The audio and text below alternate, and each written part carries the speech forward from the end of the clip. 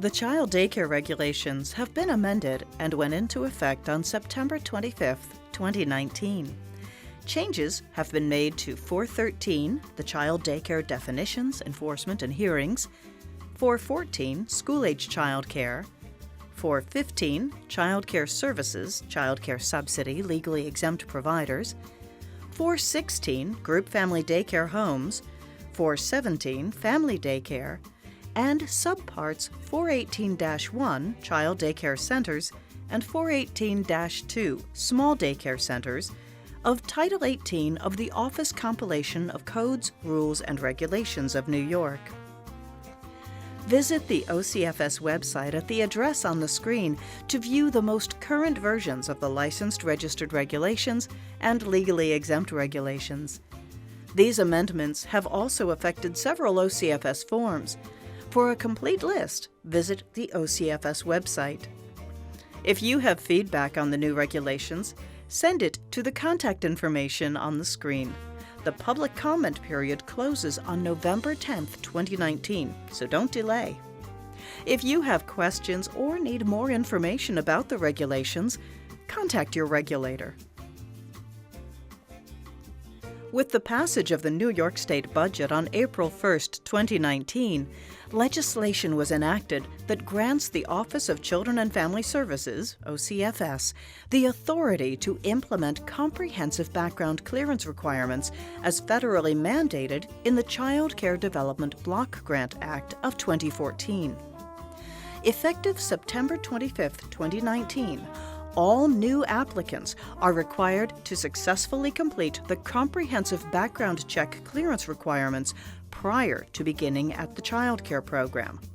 Once this process is complete, written notice will be provided to the program by OCFS reflecting an individual's eligibility or approval to work at a program. This notice must be maintained on-site at the program. All existing and currently cleared operators, directors, employees, volunteers, and household members living in a family or group family daycare home age 18 years and older must complete the comprehensive background check screening within 7 days before or after their birthday. Remember, it's extremely important to stick to this schedule for existing employees and to think ahead with establishing and clearing substitutes. Visit the OCFS website for more information on comprehensive background clearance requirements for licensed and registered child care providers and for legally exempt child care providers, including videos, presentations, and FAQ documents.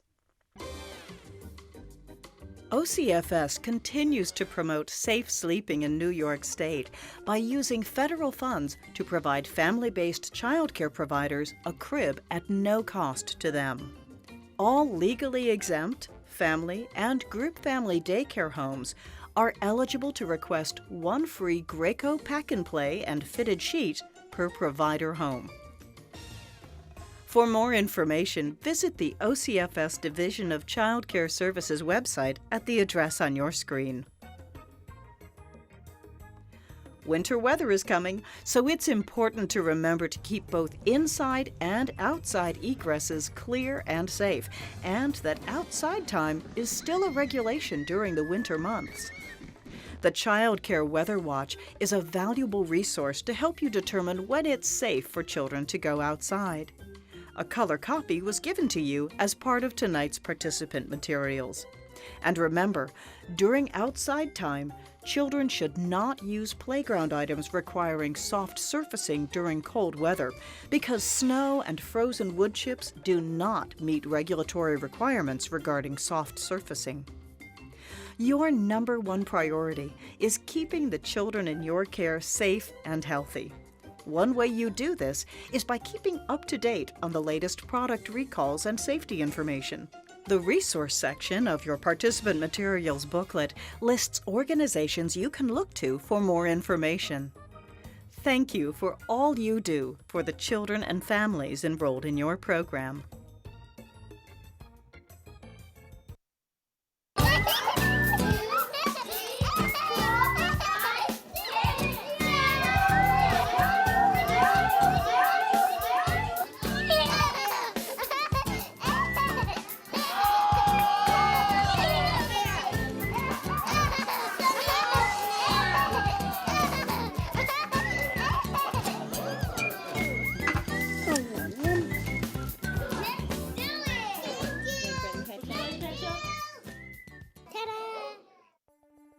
Hello, I'm Janice Molnar, Deputy Commissioner of the Division of Child Care Services. As a mandated reporter, you are required by law to report cases of suspected child abuse or maltreatment to the statewide Central Register. When acting in your professional capacity, you must report situations you encounter both in and outside your program. But knowing when to make that call can be a difficult decision, and uncertainty about what happens next may only make it seem more intimidating. During this unique webcast, you'll be sitting in on a town hall meeting where experts in the field will walk you through 2 case studies discussing red flags pointed out by the town hall meeting audience. They will help explain the processes used to report and investigate suspected cases of child abuse or maltreatment. Their analysis will provide you with valuable information on how to fulfill your obligations as a mandated reporter. I hope you find this information useful in achieving your everyday program responsibilities. The New York State Office of Children and Family Services thanks you for your continued effort to provide quality child care to the children and families of New York State. Hello, and welcome to the New York State Office of Children and Family Services Training Town Hall Meeting, Child Abuse and Maltreatment. I'm Christine Priest. Tonight, we'll be sitting in on a pre-taped town hall meeting.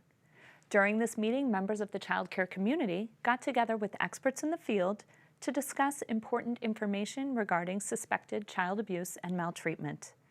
By the end of this training, you'll be able to recognize indicators of child abuse and maltreatment, identify procedures to follow if you suspect child abuse or maltreatment in both situations occurring outside of the program and those within the program, and understand the roles of those involved in the child abuse or maltreatment process. Before we get to the town hall meeting, let's start out by learning some important terms and concepts about child abuse and maltreatment. Since the passage of the Child Protective Services Act in 1973, New York has led the way in developing a comprehensive and coordinated system to address the needs of children who may be at risk for abuse or maltreatment. By establishing mandatory reporting procedures for suspected cases of child abuse or maltreatment, this important legislation helps give all children the opportunity to live in homes free from harm. You play a vital role in that process. Remember, for children who may be at risk, you can be the first line of defense. You see them every day, you get to know them well, and understand their normal ups and downs. You may be the first person to recognize signs of abuse or maltreatment. Your intervention may be the first step in interrupting the cycle of abuse in families. New York State recognizes that certain professionals are specially equipped to perform the important role of mandated reporter of child abuse or maltreatment. Let's go to Craig Sunkus, Associate Attorney for the New York State Office of Children and Family Services Legal Division, Child Welfare Services Bureau, for more information. A mandated reporter is someone who is required by Social Services Law Section 413 to make a report to the statewide Central Register of Child Abuse and Maltreatment. Mandated reporting was established to better safeguard and protect children. The idea of it is that some of these cases may have gone unreported and uninvestigated. There are protections for mandated reporters. If a mandated reporter makes a call during the course of his or her job duties, it is presumed to be in good faith, which would protect them both civilly and criminally from any sort of lawsuit. If a mandated reporter does not make a call, it's a Class A misdemeanor, which is punishable by up to a year in jail and a $1,000 fine. They can also be held civilly liable for the proximate damages of not making the call. There's specific language used to describe child abuse and maltreatment. Let's begin by defining the elements of child maltreatment and neglect. You can find this definition on page 18 of your handouts. Here's Mr. Sunkus with more.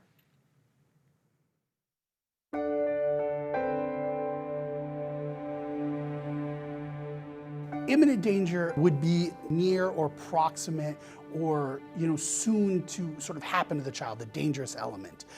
Again, has to be not just possible, but sort of beyond that. The first reaction should be to call 911 to make sure the immediate emergency services, whatever they may be, police, ambulance, fire, are dispatched, and then call the statewide Central Register of Child Abuse and Maltreatment to make a report.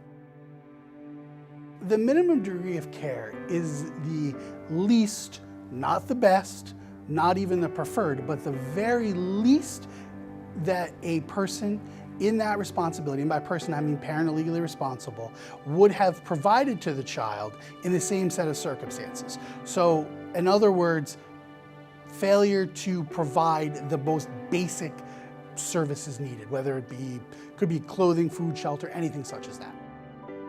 To providers, the failure to provide a minimum degree of care basically means that you failed, again, take the very least standard of care, and that wasn't provided by the parent.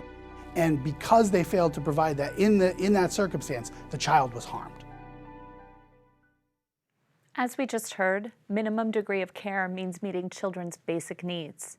If you find families struggling to do this, talk with them and make resources available to them.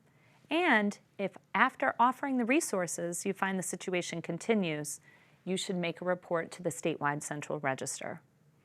Now let's move on to the definition of child abuse. In order to register a report of child abuse, there must be reasonable cause to suspect a serious or protracted disfigurement, protracted impairment of physical or emotional health, protracted loss or impairment of the function of any bodily organ, or death. Plus, the parent or person legally responsible inflicted or allowed to be inflicted the injury, or created or allowed to be created a substantial risk of injury, or the parents or persons legally responsible committed sexual abuse against the child or allowed sexual abuse to be committed against the child according to penal law. You can find this definition in your handouts on page 18. As an early childhood professional, you have an obligation to become familiar with the observable symptoms or indicators that may characterize children who are victims of abuse or neglect.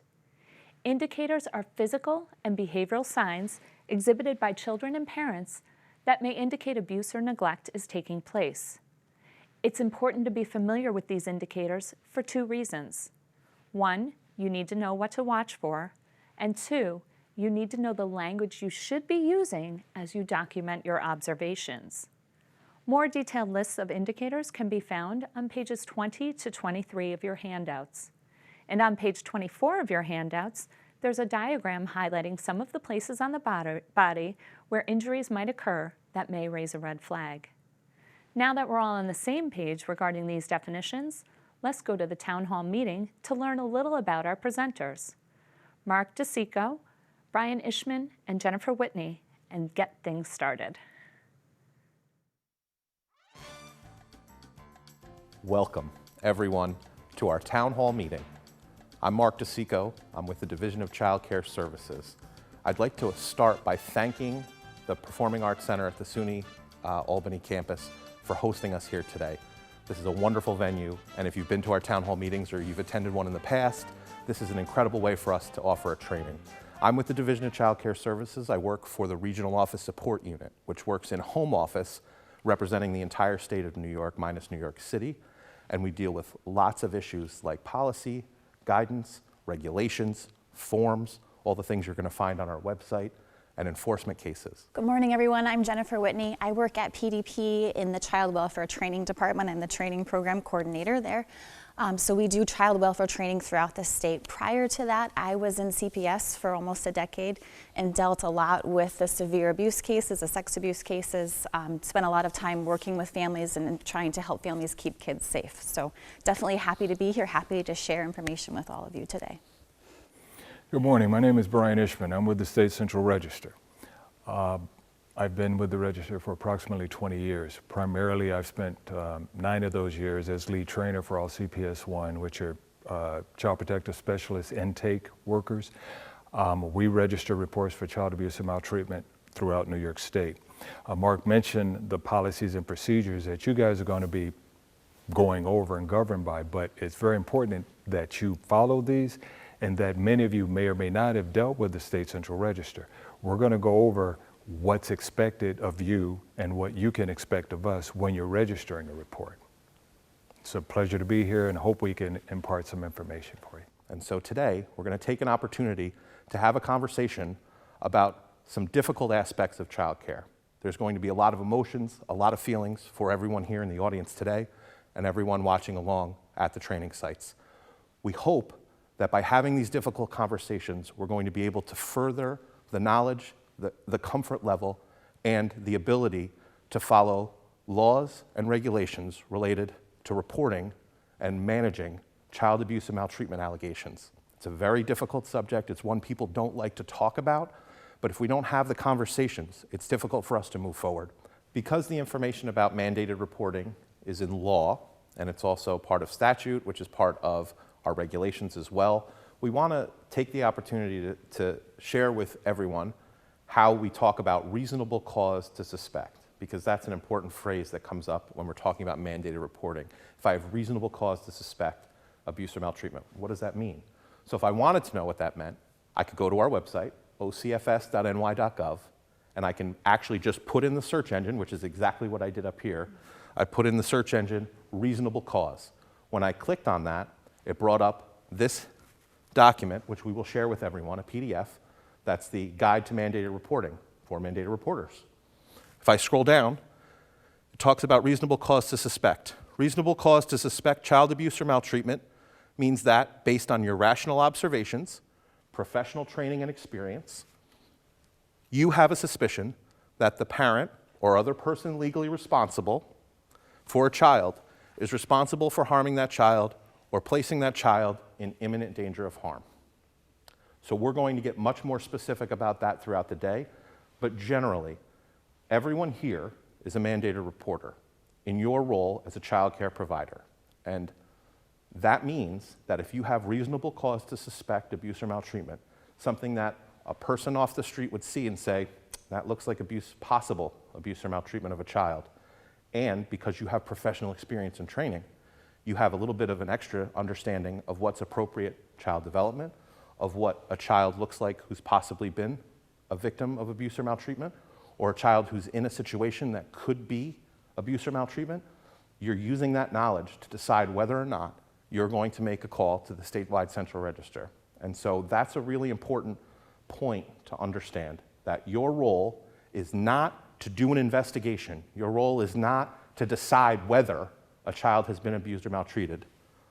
Our friends who are joining us here today are involved in that part of that process, and we're going to get into exactly what their roles entail. All that's asked of you as a mandated reporter is if you have reasonable cause to suspect that a child has been placed in a situation that might lead to imminent danger of harm, your responsibility is to call the statewide central register of abuse and maltreatment. Throughout the remainder of this training, we'll be taking a closer look at some situations that could occur in child care programs that could have a tremendous influence on your ability to comply with your mandated reporter responsibilities. After viewing sections of the scenarios with the town hall meeting members, you'll have time to weigh in with your group at your site. Then we'll go back to the town hall meeting to hear their thoughts. In the end, each case will be wrapped up by our experts, providing us with guidance to help overcome some of the issues related to reporting child abuse and maltreatment. Remember, these situations are dramatizations. The stories were chosen because they are occurrences that might happen in child care programs, and they don't reflect a specific program or person's situation. Members of our own staff will be playing all of the roles. This first case takes place in a center-based child care program, but the issues they experience could come up in any type of program. As you watch each section of the scenarios, jot down any red flags you might see or hear on your activity sheet on page 2 of your participant materials. So let's go back to the town hall meeting where our experts set the scene and begin viewing our first case study concerning making the call. Really value this opportunity to sit and have these conversations that we don't normally get to have. We like to talk about child development. We like to talk about all the things that we're doing in a positive way to reinforce the children around the state of New York. And childcare is one of the most important areas where that happens. Unfortunately, we do have child abuse and maltreatment that happens both in a program setting and at home. And that has impact on the child care program. It has impact on the families that are involved. It has impact on the children. So this is a real opportunity for us to have this conversation, this dialogue, and we really look forward to your thoughts, your ideas, best practices, things you've experienced in this process so that we can all grow in our understanding and comfort level with the work that we have to do. So welcome, thank you for being here, and we're going to get into some scenarios now that are going to show you a little bit about what we mean when we talk about making the call. Welcome to A Time to Grow, a child care center that provides care to infants through school agers. Nancy is a provider in the toddler room. I've been working in the toddler room at Time to Grow here for almost 5 years, and I just love working with children this age. There's always so much to watch and learn. They're always growing and changing. It's just so much fun to watch them change. Nancy has developed strong connections with all the children and families in her room. Denise, I'm so glad to see you today. I haven't been able to see you, catch up with you and everything, so. In order to provide the best care I can, I take a lot of time getting to know each child and getting to know their families. We communicate openly with journals, and we try to touch base every day. That way we can celebrate accomplishments, and we can keep track of what's happening with the child every day. Nancy closely observes the children in her care and keeps notebooks for each of them, detailing illnesses, developmental milestone achievements, and behavior changes. I began noticing changes in Kyle's behavior. He didn't eat as much as he did, which can happen when they're in a growth spurt, but it was unusual for him. And he started being more aggressive with the other children, even his best friend. And then, well, he started having toileting accidents. Nancy documented her observations, and after a week or so, brought her concerns to her director, Don. Sure, come on in. Nancy came to me with some concerns she had about Kyle. She showed me her observation notebook. I asked her to talk to the family, see if there's any differences or changes in behavior at home, and to keep documenting. One day, Nancy observed something that really concerned her. Kyle spilled some juice on his shirt, so I brought him to the bathroom to get him cleaned up and changed. When I was helping him change his shirt, I noticed a bruise on his back. I was concerned. I asked Kyle about it, and he said, "Kyle hit, Kyle bad boy." I brought him back to the group and made sure that I documented this conversation in our journal and described the bruise as well. At the end of the day, she spoke with Kyle's dad, Martin. Hey, Nancy. Nancy put me aside and she told me about a bruise on Kyle's back. I told her I hadn't seen anything like she's describing. I asked her if there is any way he could have gotten it from the program. She said she couldn't think of anything, so I told her that I'll talk to Kyle and his mom to see if they know anything about it. I don't know anything about a bruise. I mean, I can. Martin seemed a bit confused and concerned about where this bruise could have come from, so at the end of the day, I documented our conversation in the journal, and then I went to talk to Don about this. I told Nancy to keep observing and documenting the situation, and then to keep me posted of any new developments. Now that we've all seen the first segment of the scenario, take the next couple of minutes to discuss any red flags you wrote down on your activity sheet with your group at your site. When we return, we'll hear what the town hall meeting audience is thinking and then get back to the next part of the scenario. See you soon.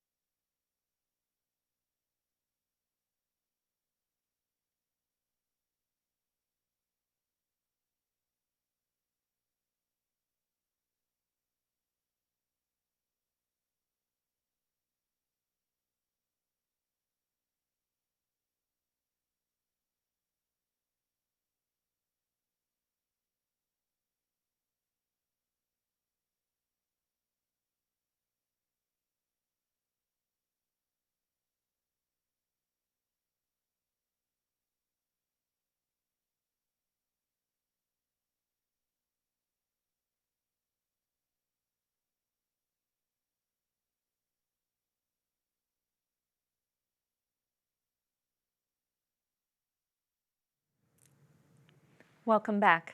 Let's go to the town hall meeting to hear about some of the red flags they saw and then get back to the case study.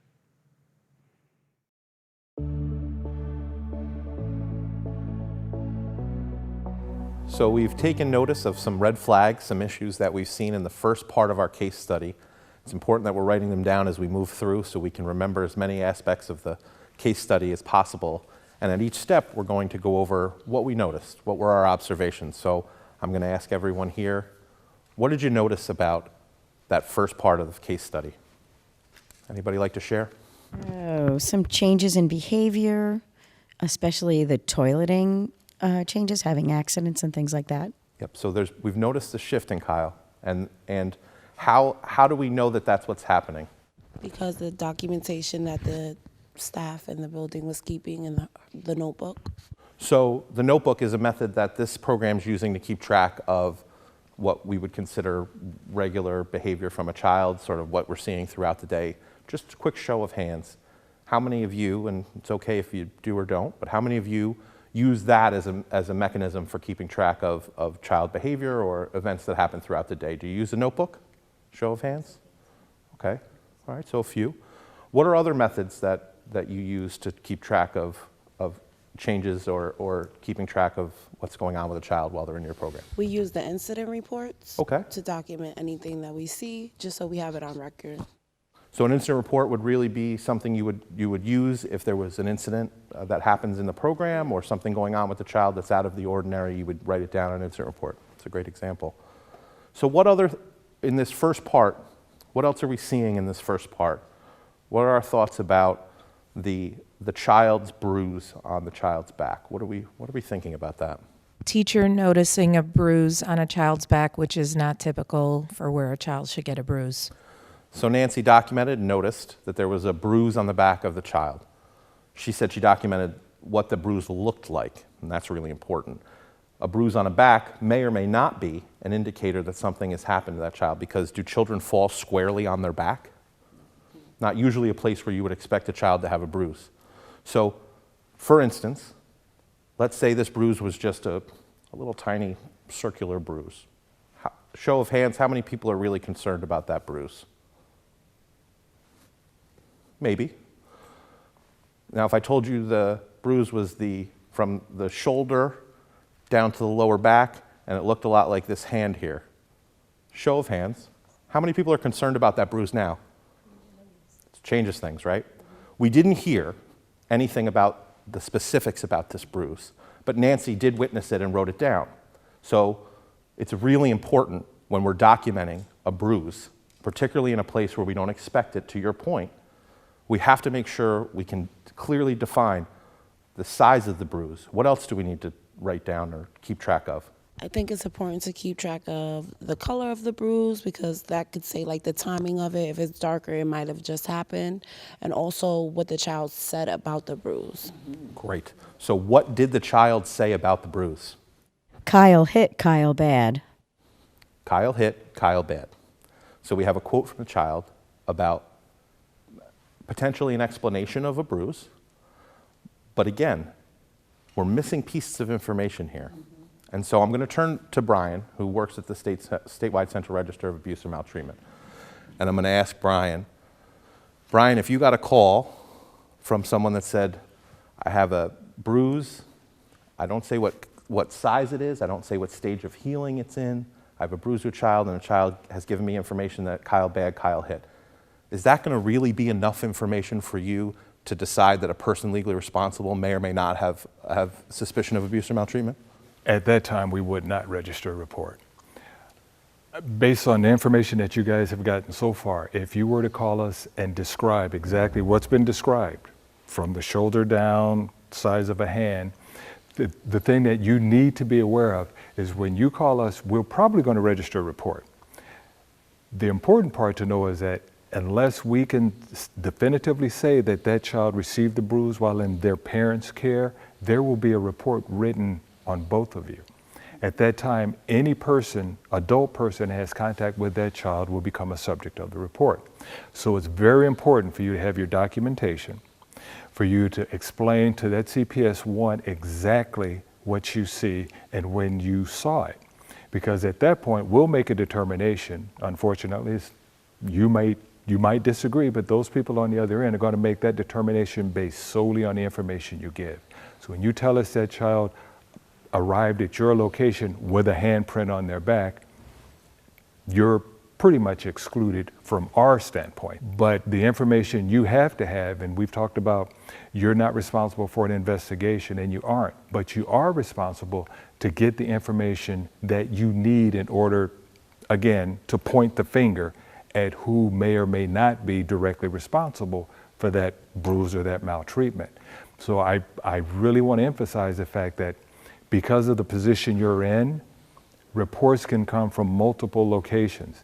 Doesn't mean that you're responsible, but as the State Central Register is concerned, we have to implicate any adult that could be considered a person legally responsible for that mark or bruise on that child. So I added the thing about the hand, right? That was not part of the video. I was asking it as a hypothetical, if that was the kind of bruise we saw. And so what we heard from Brian was, if that's the kind of bruise we're talking about, and everyone raised their hand when I mentioned it, that sends up huge red flags for us about what may or may not have happened to that child.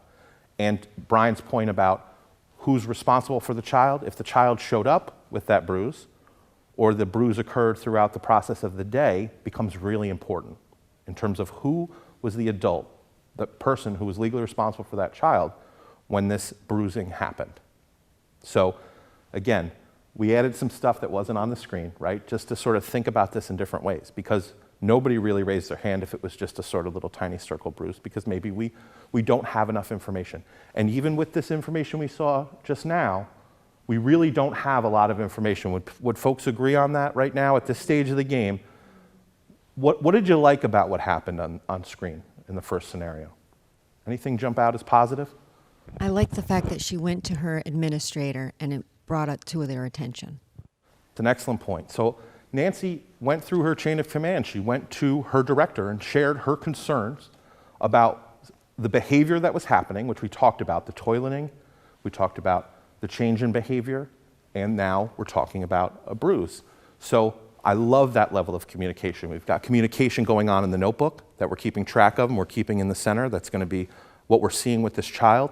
We also have the communication within the program about changes in behavior, bruising that's occurring, questions about what's going on with the child. So we're keeping really good records. And I love that about this scenario up to this point. Anything you may have done differently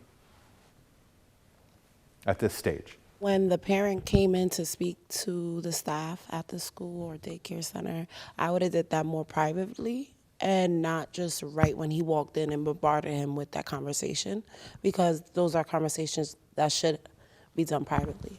That's an excellent catch. So this conversation, it appeared to us at least from the video that we saw, that the parent walked in and it's like, hey Martin, what's going on? We want to tell you about, you know anything about this bruise?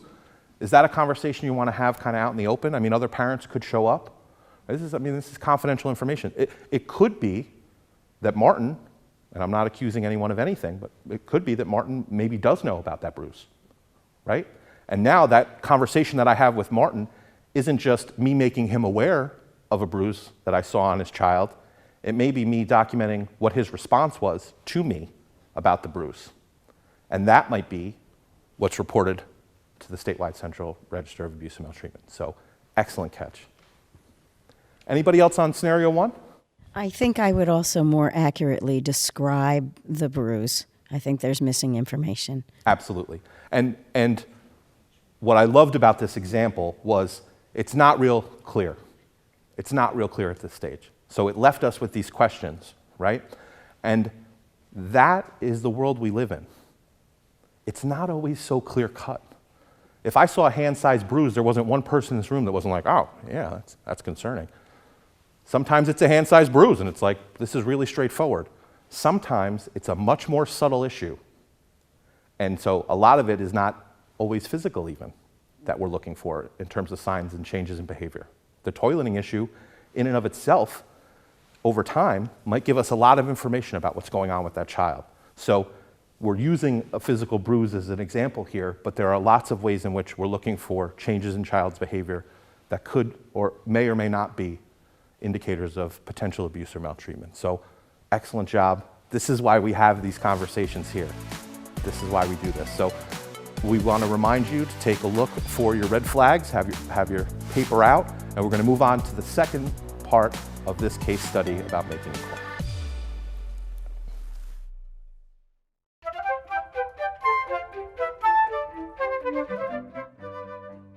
The next day, Martin followed up with Nancy.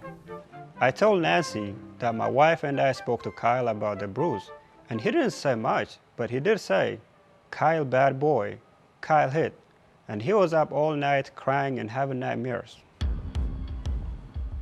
I told Martin that we would keep a close eye on Kyle during the day and that we would certainly let him know if anything came up. During rest time, Nancy asked her co-teacher Josie if Kyle had mentioned anything about a bruise. Yesterday, and Kyle? yeah. Well, you know, Nancy actually did ask me about the bruise that day, and I told her what Kyle had told me, which was that he had fallen off his bed the night before onto a toy. He loves dinosaurs. I can just imagine he had some giant T-Rex right on the side of his bed. This was a new piece to the puzzle, so I documented it in Kyle's journal. I wanted to make sure I had an accurate account of the conversation so that I could share this with Kyle's parents at the end of the day. Later that afternoon, Nancy witnessed some more concerning behavior. Kyle, sweetie, come on. We gotta go to the bathroom now. Now's the time, okay? After rest time, Josie asked Kyle to go with her to the bathroom. Kyle refused. He threw a tantrum, threw himself on the floor, screaming and crying. Josie looked angry. Kyle and I feel like, have a really good relationship. I mean, I don't know what his problem was on that particular day, but he just had made his mind up. He was not going to the bathroom. And, you know, I called him several times. He would not come. And I knew that I didn't have time to clean up another accident that day. So I just went and I helped him along to the bathroom. Something didn't feel right to Nancy, so she met with Don to bring him up to speed on the new developments. Nancy came to me with some additional information about Kyle. She was clearly concerned and upset. I had an awful feeling in the pit of my stomach. I knew something wasn't right. I asked Don to call the SCR because, well, I'd never done anything like that before, and frankly, I was afraid of what Josie might do to me if she found out. I told Nancy that a call might be in order, but I wanted to do my own investigation first. I asked both Nancy and Josie to put their stories down in writing for me. The plot thickens. Again, let's take a few minutes so you can discuss any red flags you saw with the others at your site. When we return, we'll hear what the town hall meeting audience thought, and then finish watching the first case study. We'll see you soon.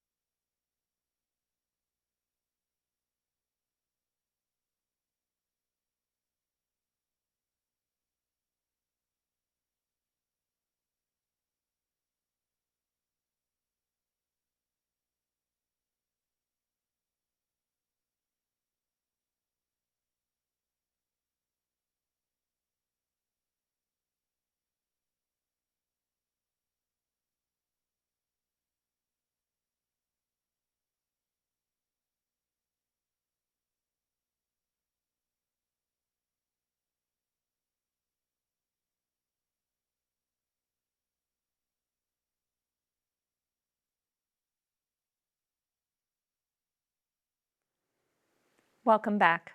Let's get back to the town hall meeting to hear their thoughts and see how this case study ends.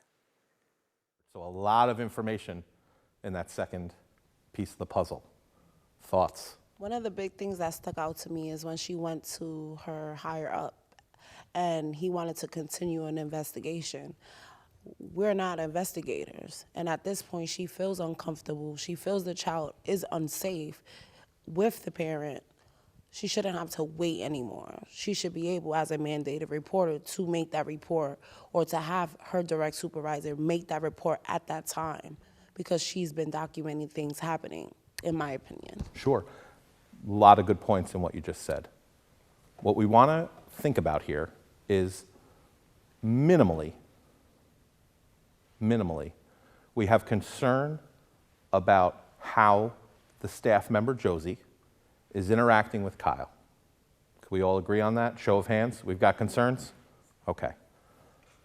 I'm not sure, because I'm missing some specifics here, about how that trip to the bathroom went. She helped him to the bathroom was the words that were used, right? Depending on how that helping to the bathroom process looked, might inform whether or not I'm feeling comfortable as a mandated reporter making the call myself. And as the person with direct information, and Brian can speak to this, that's the person who really needs to be the one making the call. And so, Brian, can you share a little more about what the importance is of the person with the direct information being the person who makes that hotline call? Absolutely. One of the first questions we would probably ask you is when you described to us that he was helped to the bathroom, what does that look like? What do you mean specifically by helped? And because we don't have the specific information, and you wouldn't, even though, particularly because you're the person that's making the call, you have the information, but you're unable to give us that bit of information, we wouldn't be able to register a report. We are unable to write a report based on speculation. There's certain legal ramifications surrounding how we write narratives. We write them as fact. So while you might be under the impression we can say it is suspected that, we believe this, those are terms we cannot use. We have to write a report that say, this person did this, or this person acted in this way, but either by omission or commission, this person either put this child in a position to be harmed, or they are responsible for the harm. So again, it's very important as to what that helped along looks like. But would Don sitting in the office have the most direct information about what happened to that child? Nancy, our staff member in the room, witnessed what happened with that trip to the bathroom. Nancy is the person who has the most direct information. In the last segment, we talked about the importance of taking things up the chain of command and speaking with your director. It's the importance of communication within a program. I'm fine, and I think it makes a lot of sense, to share that information with the director. However, depending on how that situation played out in the bathroom, Nancy, our staff in the room, has a responsibility not to just write down and document, not to just take the information to her director and expect that the director is going to make the call. Nancy, what did Nancy say about her familiarity with the process and whether she felt comfortable calling the SCR? Does anybody remember? They didn't really have too much experience in it, and she was uncomfortable with the fact that Josie may get upset with her for making the call. Is that real? That might be a real barrier to me making a phone call. I work, a teacher and assistant teacher in a room, very closely with somebody throughout a day. And now, who would be the person that would know the most about what I'm doing or not doing in the room? And so that's a very uncomfortable position to be in. However, we always err on the side of the safety of the child. And so what we are doing as child care providers, as people who care for other people's children, is making sure that they're safe throughout the time that they're with us. And so if Nancy had real concerns about what happened with Josie and Kyle on the way to the bathroom that was beyond just helping him along, but moved across that line to something a little bit more along the lines of abuse or maltreatment, that is her responsibility and hers alone. So taking it to your director is not enough. Now, we don't know, based on the information we have, exactly how that trip to the bathroom went, right? So again, Brian was very clear about the importance of facts, observations. I saw this. This is something I saw. I saw her grab him by the hand and drag him to the bathroom, if that's what happened. I saw her pick him up and throw him over the top, whatever it was. Or if she saw him just sort of walk with him gently to the bathroom, is that a report to the State Central Register? No. So the details are really important. Writing them down in a notebook, taking them to your director when you have suspicion that a child may be abused or maltreated while in your care is not enough. I want to bring up another point that Mark brought up. When we talk about your suspicions and whether or not you witnessed anything, you don't have to have witnessed it. If another child gave her that information, that's enough for us. when we ask you specific questions about what happened, who did what to whom, and you say, well, I don't have proof, and I understand that people think we have to have proof. We do not. We talk about reasonable cause to suspect, and legally, we're mandated to take a report if a child says that they've been maltreated or abused. That child could be, maybe not be the most trustworthy child in the school, doesn't matter. If that child says this happened to me and it's a person legally responsible, we will register the report. The same goes for you. If the child tells you that they saw Nancy do A, B, and C, you're obligated to call. I'll take it a step further. Even if you don't have the information you think you need for a report, call us and let us make that decision. Don't take it upon yourself to guess whether or not you have enough. If there's a question, call us. Understand that we're going to ask you those same detailed questions. Some people look at it as some sort of interrogation. It's not meant to be that way. It's not designed to be that way. It should be a conversation. It's a conversation that we guide because we know what we need to register a report. We're going to ask you those questions. If you don't have it, think of it as being just educated and those things that you need to be able to report to us before we register a report. So again, I can't emphasize this enough. Even if you have a question, you're not sure, call us. Just tell us. We get it all the time. I just want to run this by you to see if it's reportable, and we'll take it from there. It's a great point. And because we have pieces of information that aren't clear in this scenario, so the biggest one being, I think, the trip to the bathroom. We don't have a lot of specifics about how that went down. But let's do another for instance like we did on the first scenario. If, for instance, it was a rough transition where the adult, Josie, was putting her hands on the child in a way that we would say is not appropriate. If she shares that information with Don, just because Don didn't see it, what's Don's responsibility? To Brian's point about not having to directly see it. If Don has this information, and we said he should not be conducting his own investigation, right? What is Don's responsibility? He needs to report. But it seems like Nancy needs to be much more detailed in her reporting. Did she watch the trip to the bathroom? Did she not? If she suspects it, shouldn't she? Good point. Great points. Great points. And so the details become very important in terms of what is going to be the determination that both Nancy needs to make, Don needs to make, and in order for us to get help for this child if it's needed, and decisions made about the staffing at the facility, because if we have a staff at a facility who's harming children, that becomes a regulatory issue, it becomes a child protective issue. This is serious stuff. So I appreciate everyone taking the time to kind of think about this from different angles. Is there anything else about that second part of the scenario that anybody noticed, wants to discuss, thoughts? I think at this point, with the father noticing at home when he had the conversation with the child that there was a difference and he sees his nightly routine, there's a difference. I think at that point, being a parent, I would have made a call, because if he takes the child a bath, is getting the child dressed, and has never seen this, and he stated this in the first conversation with the staff, and now it's progressing, I would have made a call as a parent. So let's look at it from Martin's side, Martin's perspective. Martin calls the SCR and says, my child's acting differently. When I picked him up from childcare today, there was a bruise on him that I didn't notice when I bathed him the day before. These are kind of facts outside of what happened, but I want you to sort of stay with me. If that's something that Martin does, Martin calls up Brian and our colleagues over at the SCR. What's that going to look like, Brian? We're going to ask him those same basic questions. Who did, what makes you suspect this happened to your child, who did this, and if he's unable to really give us specifics other than the child, I believe it happened at daycare, we're going to ask him why he believes that. And based upon that response, we could take a report on the daycare. We might also take a report on everyone in his home. And you have to remember, it's reversed. If a parent calls and they tell us, I brought my child home from daycare and my child had a cut or a bruise, and my child said, Miss So-and-so did it. Could not be factual, but we're going to take a report on the daycare. That's because, again, we only register reports based on the information that comes in, and we do everything on good faith. Do people fabricate stories? Of course they do. And when you've done this as long as I have, you can pretty much tell on the phone when people are fabricating things. But by law, I'm obligated to register that report regardless of my personal feelings or my knowledge of whether or not the person is truthful. When you make reports and you say, for instance, that this child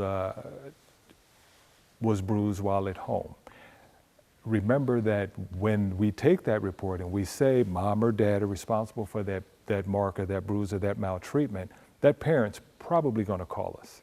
And that parent's probably going to blame someone else for that same incident. So just understand that that's why CPS, and you'll hear about that later, that's their job to do a thorough investigation to find out exactly who did what to whom and when it occurred.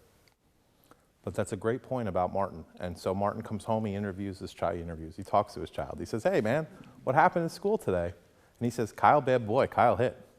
If Martin's not hitting his child, and he knows that, if the mother of the child's not hitting this child, what am I going to assume as Martin, as the father of this child?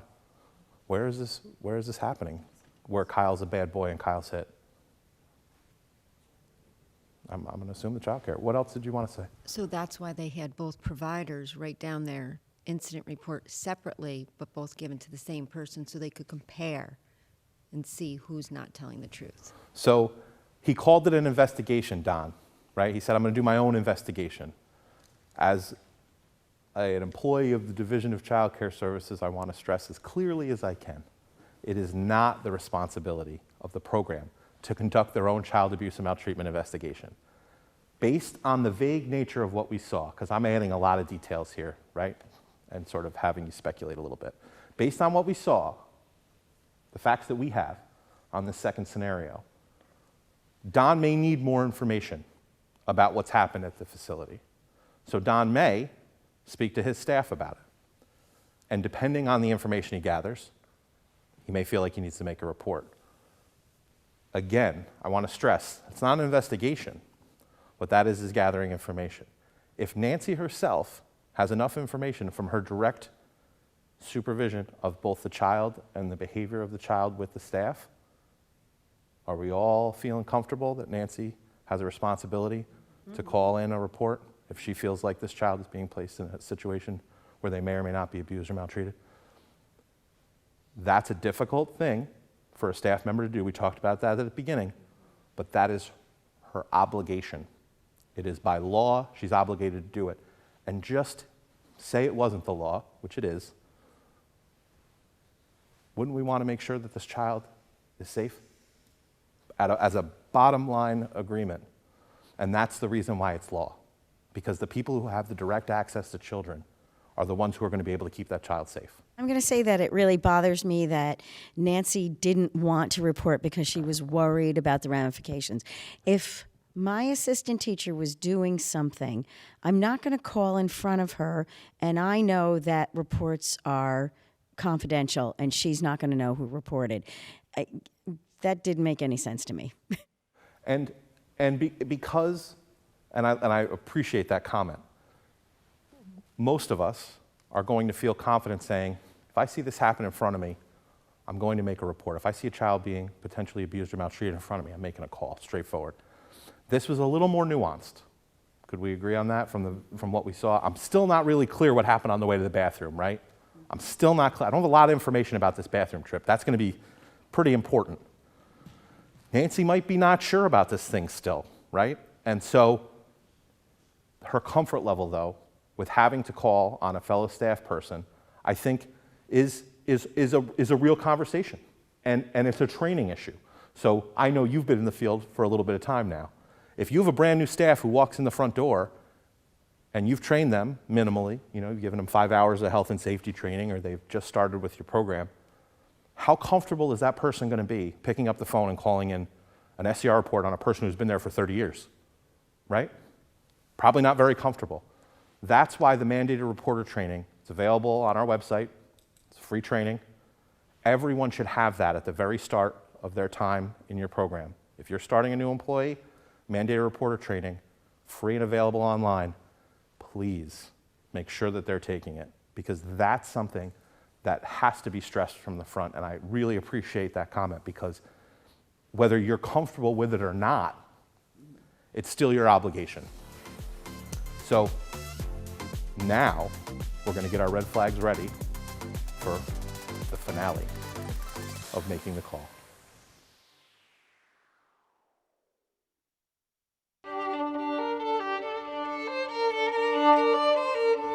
The next day, at morning bathroom time, things got worse. We had just finished snack, and the children were taking turns using the bathroom. When it came to Kyle's turn, he simply refused to go to the bathroom with Josie.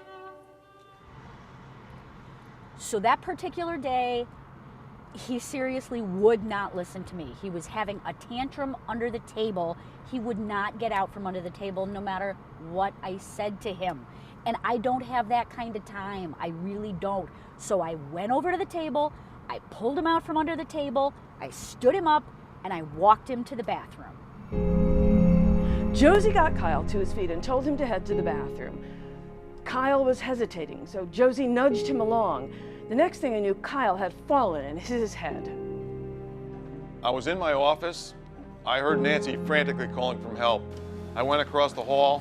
When I got there, Kyle was on the bathroom floor. He had a cut on his head and he was bleeding. I'm sorry, we need help in here. Nancy and Josie were arguing. I saw what I saw, don't tell me. Yes, we do, he's bleeding, he is not. And then Nancy accuses me of pushing Kyle? Really, that is crazy. I have never pushed a child in my life.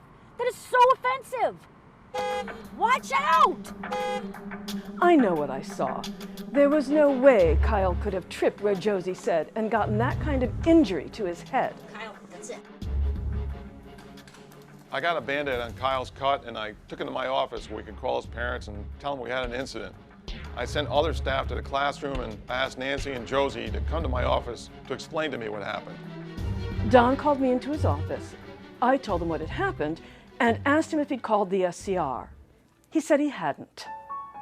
I told Nancy I hadn't made the call yet because I simply wasn't done with my investigation.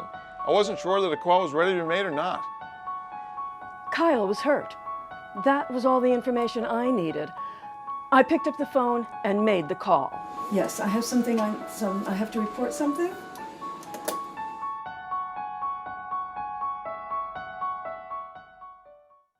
Let's take another break now to give you a chance to discuss at your sites any other red flags you identified during the last segment of the case study. When we return, we'll get the town hall meeting audience's thoughts, and our experts will provide more important information about making a call to the SCR. We'll see you soon.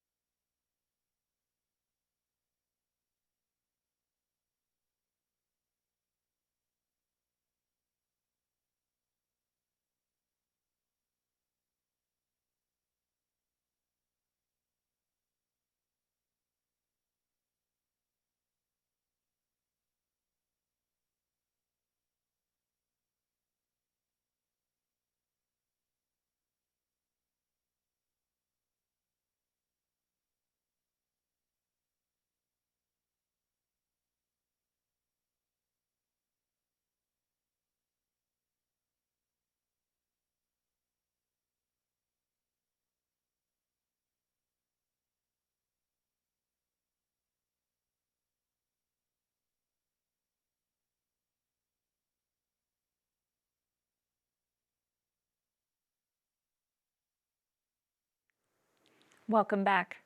We're going to get back to the town hall meeting to sit in on their wrap-up discussion of the making the call scenario. As you watch, write down the concerns expressed by the audience members and the suggestions offered up by the experts in the section provided on page 3 of your participant materials. Let's watch.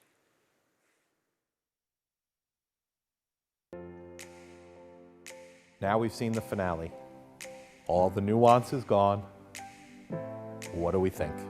I think she made the right choice to make the report, and I think Dan, as a higher up, should have supported her more in that decision and gave her some confidence behind it. Hey, I'm behind you, I understand, make your report, but he wasn't supportive in my opinion.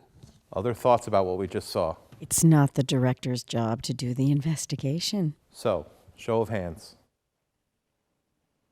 Nancy making the call. Who agrees that Nancy was in a spot where she was needing to make that call to the statewide central register of abuse and maltreatment?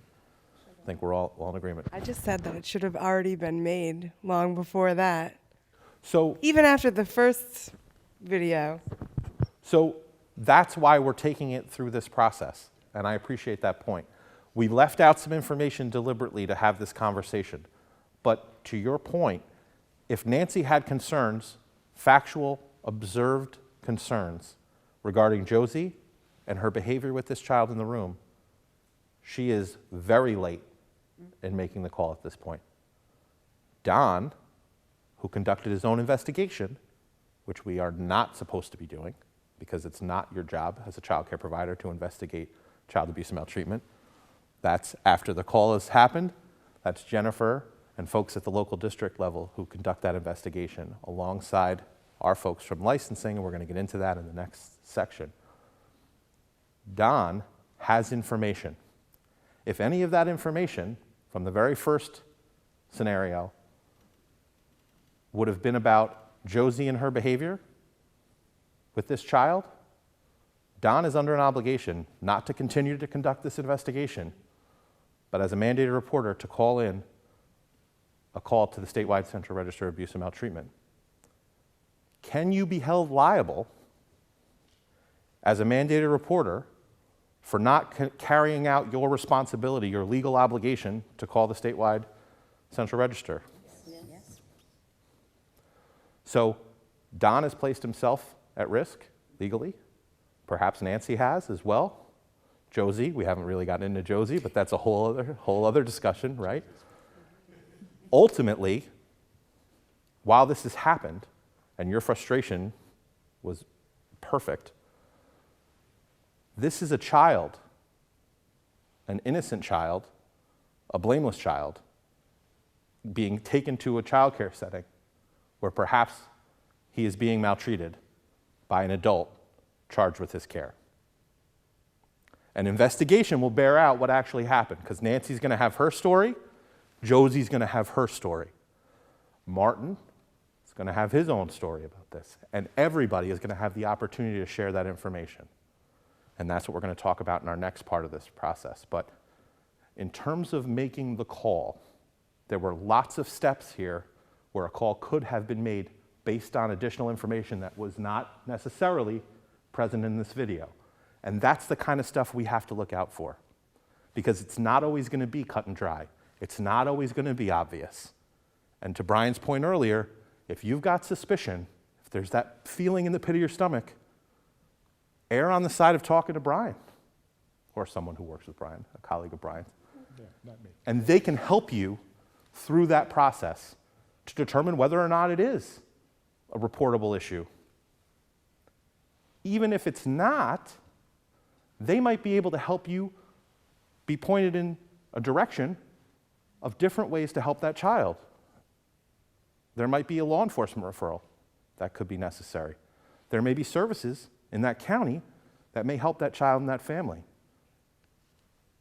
It's not for you to have to know that. Your responsibility is the safety of children and completing your mandate. Other thoughts about what we saw? We agree a report should be taken at this point, correct? Initially, she was ready to blame the father, so she almost had me thinking it was the father. But because of his response, I was wondering maybe there was more to it. So I think it had to play out a little bit more to get more information to see that it was actually the coworker who did it. Yeah, and what I liked about the different stages of this, now we've kind of seen, we kind of have a pretty good idea that Josie's, there's a situation with Josie, right? That we now know about, that we didn't know when we first started watching this. So what I like about the first scenario is, I'm not sure what's going on with Kyle, and I might need more information. Perhaps what's going on with Kyle, and Kyle saying Kyle hit Kyle bad boy, has to do with something that's happening at home. Could be something that's happening at a grandparent's house. Could be something that's happening any number of places. We need more information sometimes, but that documentation is important. But when it tips the scale over to now I've got enough information, and the person that can help you with that is 24/7, working at the statewide Central Register of Abuse and Maltreatment. If you're going home with a pit in your stomach feeling for a child in your care, think about what you know about it. What do you know? What do you suspect? Does this need to be looked at by someone who isn't you? And that's what we're talking about. There are trained professionals, forensic interviewers, whose job it is to determine what's going on here. You don't have to do all that. That's not your role. But in order to initiate that process, we're making the call. Starts with us. Since we've all decided, okay, we take a report. What I want to talk a little bit about now is the language we use when we call, because you heard, I think the first description was she helped him along and he fell and hit his head. That might be the way that it's presented to us initially.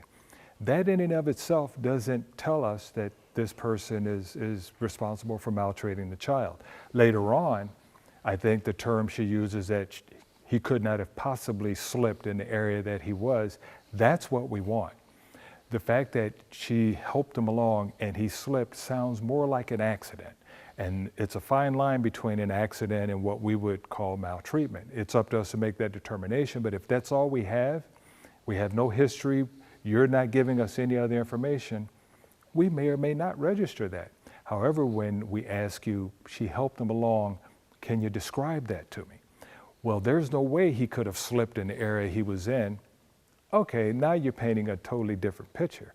And that's the information I would like you to be able to give us when we call. Generally, the conversation goes very similar to what you heard. They will describe to us what almost sounds like an accident. And I understand you guys are under time constraints, everybody's busy, and it sounds like we're interrogating you when we ask you, what do you mean exactly? What do you mean, what do I mean? I mean just what I said. Well, what you said doesn't necessarily tell me that this person maltreated that child in any way. So when you give me information that says specifically, there's no way this could have happened, so the explanation is inconsistent with what happened, that's enough for us to register the report. So it's very important for those details, and although the words might mean the same thing to you, they mean something totally different to us. So when we're asking you for those details, it's not that we're being rude or persnickety, when in fact we are probably being persnickety but not rude. We need those details, because the more you can give us, the easier it is for us to document and do our job and get the county involved immediately. And Brian brings up a really important point. What we heard in that third scenario was what? Grabbed by the arms from under the table and pulled, okay? That information's crucial for Brian and his folks over at the SCR. If for some reason, and this happens, someone from the program calls in and doesn't give that level of detail, and a report isn't registered with the statewide central register, because that could happen. Perhaps someone minimizes what happened. Perhaps Josie calls in and says, this child slipped in front of me. I don't know what happened, but I'm calling to fulfill my mandate, because Josie's a mandated reporter too, folks, right? So Josie calls and says, a child slipped in front of me. I'm just calling to let you know that nothing happened here that was abnormal or problematic. It was simply an accident that happened in our facility. That's not going to be taken as a report. Brian? Nope. That's not a report. Now, Nancy calls and says, I watched a child at the age of 4 be dragged out from underneath the table by his arms. When he couldn't get his legs underneath him, he slipped and fell and hit his head while she was holding his arms. She dropped him on the ground, and his head split open. It's a very different picture, right? That's pretty clear cut. Now, you've called the statewide central register. Regulatory guy. What's the next phone call that needs to get made? After the emergency care, which was important, we got emergency care for the child's head. The next phone call will definitely be to law enforcement. Say more about that. You're going to make that police report so that they can then conduct an investigation. Okay? So there might be a call to law enforcement, which Brian's folks can initiate that as well. If they decide when you call that that's what's happening, and Brian, you can speak to that. Yeah, there are certain circumstances where we will do a law enforcement referral, LER. The only time that that's done is when we have a child that's been maltreated or abused, and it is not at the hands of a person who could be considered legally responsible. So we would not do law enforcement referrals on daycare providers or parents if we're taking a report. Now, let's say that we had a neighbor or another child, for instance, injure that same child, and you called us to make a report, and we said, well, that's not a report, you know, and you explained to us that another child injured this child. If you give us that information and we have the demographics, we are required by law to do a law enforcement referral. Anytime a child is assaulted or a criminal act has been committed against a child and is not at the hands of a person who could be considered legally responsible, we are mandated by law to register a law enforcement referral. So that would automatically be done if it's not a person legally responsible. Yes, and the parents will also be notified that the kid was injured. Absolutely. Parents. Absolutely. We're calling Martin. We're calling the mother of this child as well. And we're saying exactly what we saw happen. And we're calling that person 3 weeks from now, an hour from now. When are we calling this parent? Immediately. The regulation says immediately contact the parent.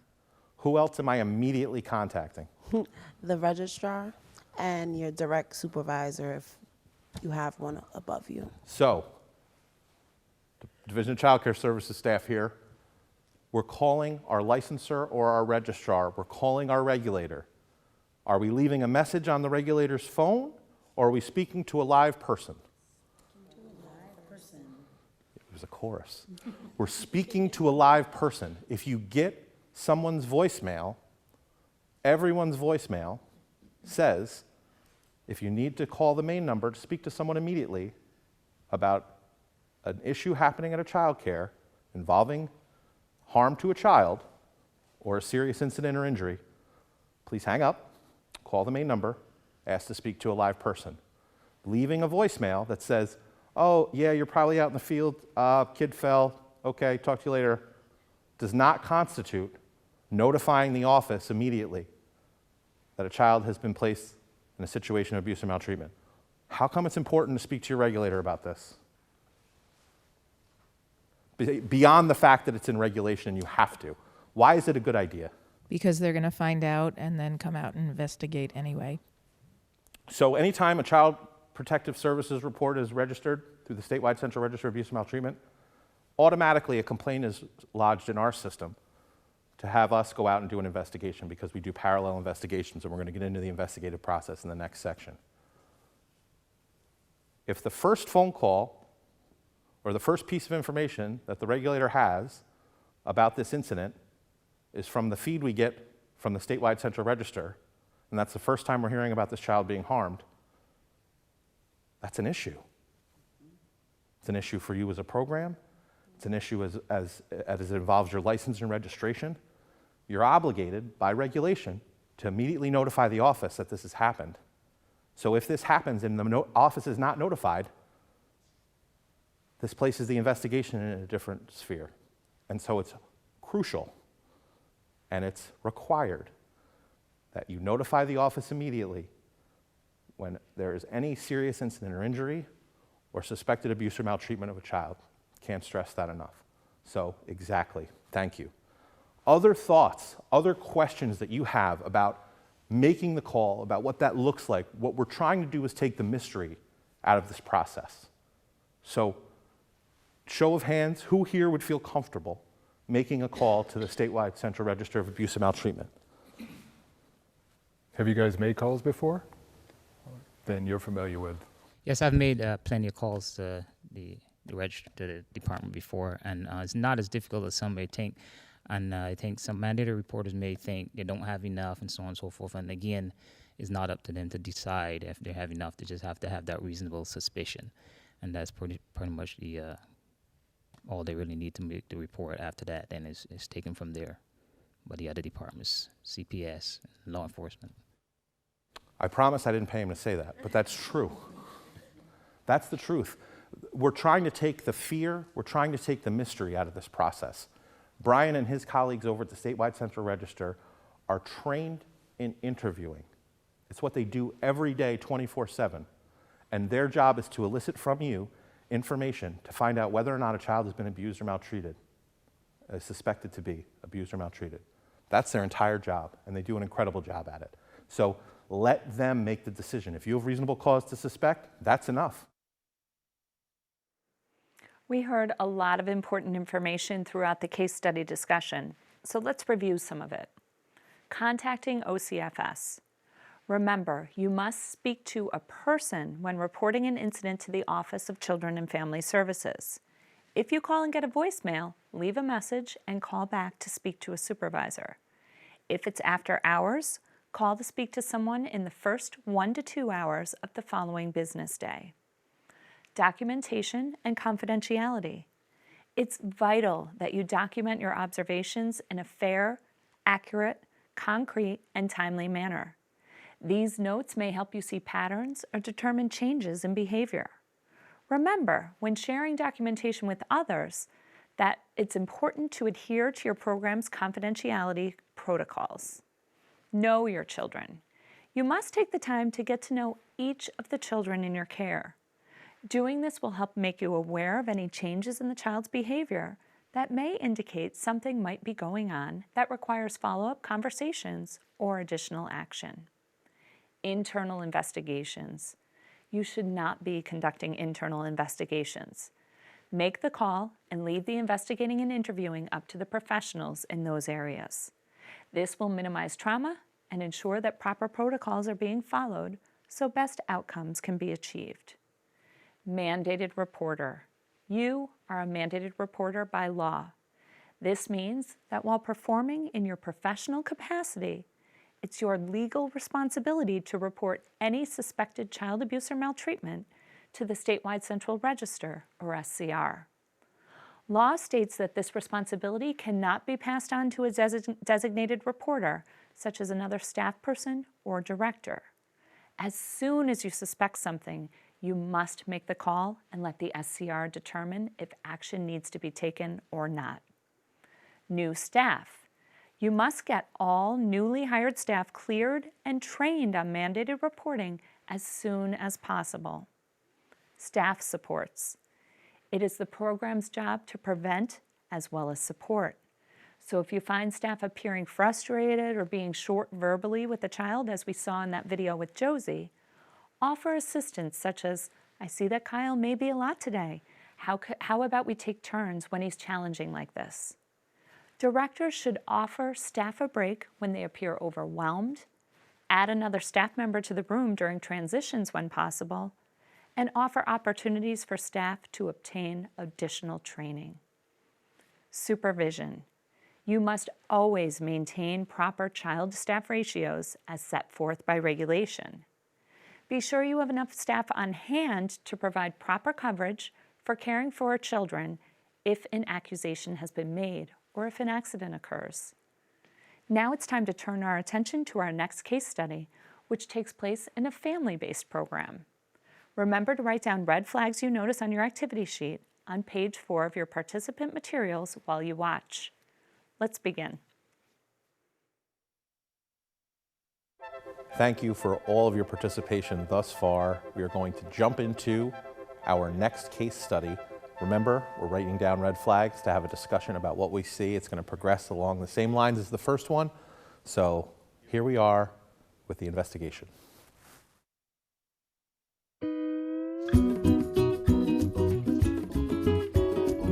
Welcome to Connie's Cuties, a licensed family childcare program owned and operated by Connie. I started providing childcare out of my own home almost 20 years ago after giving birth to my own twins. After they went to kindergarten, I thought that I would shut down, but I honestly can't imagine doing anything else. I absolutely love my job. Connie prides herself on the relationships she's built with the children and families who attend her program. Colin's been obsessed with triangles. I mean, any triangle he can find. I learned that when we were looking at the shapes book earlier. Oh, cool. Yeah. I enjoy getting to know all of the children and their families. I care for them as if though they're my own, and in many instances, their parents and guardians have become very close friends. Connie also has a great relationship with her regulator and rarely has a violation. Dennis? I take pride in the fact that I have an outstanding compliance history. I attribute that to the fact that I participate in trainings and other professional development opportunities. I also think that it's very helpful that I have established a relationship with my regulator, Dennis, who is always extremely helpful in explaining the regulations to me. And he's very patient and respectful even when I have a violation. And the exit interviews are always extremely helpful. Your interviews are always very helpful. Well, good. One day, in the blink of an eye, that all changed. The day started like any other. I greeted each of the children and their parents as they arrived, and the other children were engaged in quiet activities like puzzles, reading books, and even helping get the table set up for breakfast. When breakfast was ready, Connie helped the children get their hands washed so they could eat. We were starting breakfast when Phoebe came in to drop Jake off. Jake was in the car seat sleeping, and Phoebe seemed a little frazzled. I thought that maybe they had a rough night. Hi, Connie. Jake was up half the night coughing. I didn't get much sleep. And then the morning, it wasn't much better. I spilled coffee all over my new shirt, and I had to change. Then, once we got in the car, it didn't start. We hit every single red light on the way there. When I got to Connie's, I just asked if Jake could sleep longer. I was in a hurry for such a big meeting. I ran out the door. I really need to go. I'm late for my meeting. No problem, no problem. Just leave him there. I felt bad for Phoebe. I knew that Jake had been struggling with colic. So I told her that I would get him settled and I would let her know how he was doing later in the day. And I told her just go ahead to her meeting. Good luck with your meeting.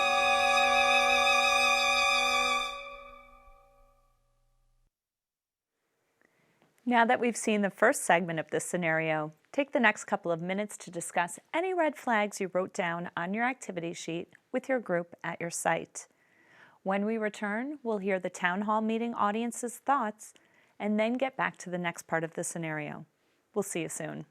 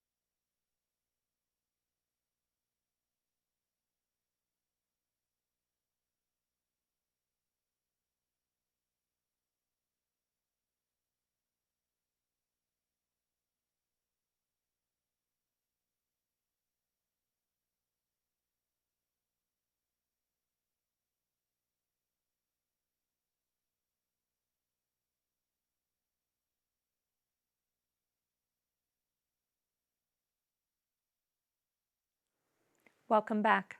Let's go back to the town hall meeting to hear about some of the red flags they identified, and then we'll continue watching the case study. So we have a new scenario, and we've met Connie at Connie's Cuties. I love her kitchen, just as an aside. So from a regulatory standpoint, we're welcoming Jen back because she's going to be part of our discussion about the CPS process. Right now, there isn't a CPS process. We're just meeting Connie for the first time. What are some of the things we noticed about Connie and the drop-off? What are some of the things that we noticed? She left the baby in the car seat, and the mother didn't take the baby out. She didn't do a health check. She didn't sign in. What else can I go on? Great start. Great start. What else did we see? And the mom was in a hurry. She looked frazzled, so that's the first sign that something's off. Any other issues that we noticed at drop-off? Any other issues that we saw? Said the baby is not awake when they left the baby at the daycare. So my question is, do we even know what's going on with the baby in the car seat? No, not at that point, because the child care provider didn't get up to even acknowledge the child yet, and the parent went right out the door. Other thoughts before we kind of jump into it? So a lot of red flags here. I want to start with, what did we think of Connie when we first saw Connie? Because I think this is important. That she was a responsible caregiver. So the thing about Connie that jumped out at me initially, and I think probably all of us can agree, Connie has a strong compliance history. She takes her trainings. She has a good rapport with her licensor. It's important, right? These are the kind of the foundational aspects of providing care. She cares about the work.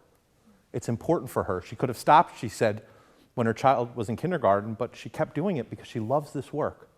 So she loves being a child care provider. She has skills in this arena. She has a great compliance history. What didn't happen at drop-off is extremely important. So we've got a car seat. Can we leave children in car seats upon arrival? Should children be sleeping in car seats at any time? No. So we have regulations about how children are supposed to be sleeping, right? Do we even know if the child's asleep, awake, or what condition this child is in upon drop-off? How do we not know that? Because she didn't even look at the child. She just continued setting up the snack. So the problem with drop-off, mom's in a hurry, no daily health check. No one can speak to what condition this child is in upon drop-off. Would everybody agree on that? We don't know. How important is the daily health check? It is very important, and it goes back to supervision. There's no direct competent supervision if you can't see the child. And if you're not doing those health checks, you don't know if the child's even in there, if the child's okay. So it's very important to start your day. I believe, is it regulation that you're supposed to have an awake child? You're supposed to wake the baby up and see how the baby is. Yep, Yeah. and if you had a question about whether that were a regulation or not, it is, and I am confident that it is.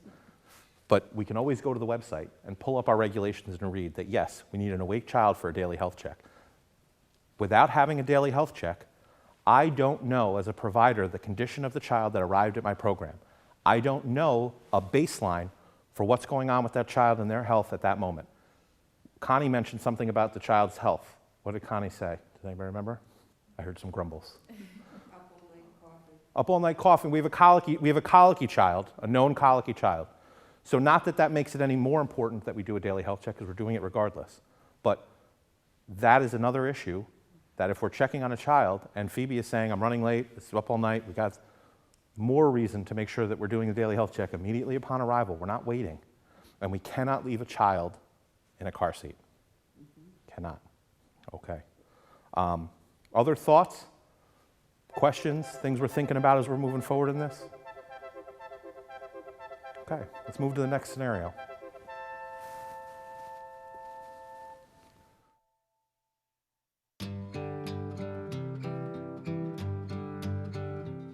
Everyone was eating breakfast when Connie had a realization. Jake! All of a sudden, I realized that Jake was still in his car seat. Jake! He was very quiet, and when I went over to check on him, I realized that he was unresponsive and he wasn't breathing. Oh my gosh. Connie raced to the phone to call 911. I remember telling the dispatcher that Jake wasn't breathing and that I needed help. Ma'am, I need you to stay calm. The paramedics are on the way. So I told Connie that I needed her to remain calm, asked her if any other adults were there, and if the children were safe. She said that that there were no other adults. I told her that the paramedics had already been sent. Yes, yes. And told her to go ahead and start CPR, that I would stay on the phone with her until the paramedics arrived. The paramedics are there? Okay, they'll take care of you from here, okay? Bye-bye. I handed Jake over to the paramedics as soon as they arrived, and I reassured the other children that help was here and that everything was going to be okay, and I got them settled with a book. The paramedics informed Connie they needed to transport Jake to the nearest emergency room right away. I couldn't get a hold of my substitute, so I couldn't go with Jake. I couldn't believe that this was happening. I watched desperately as the ambulance drove away, hoping that Jake would be okay.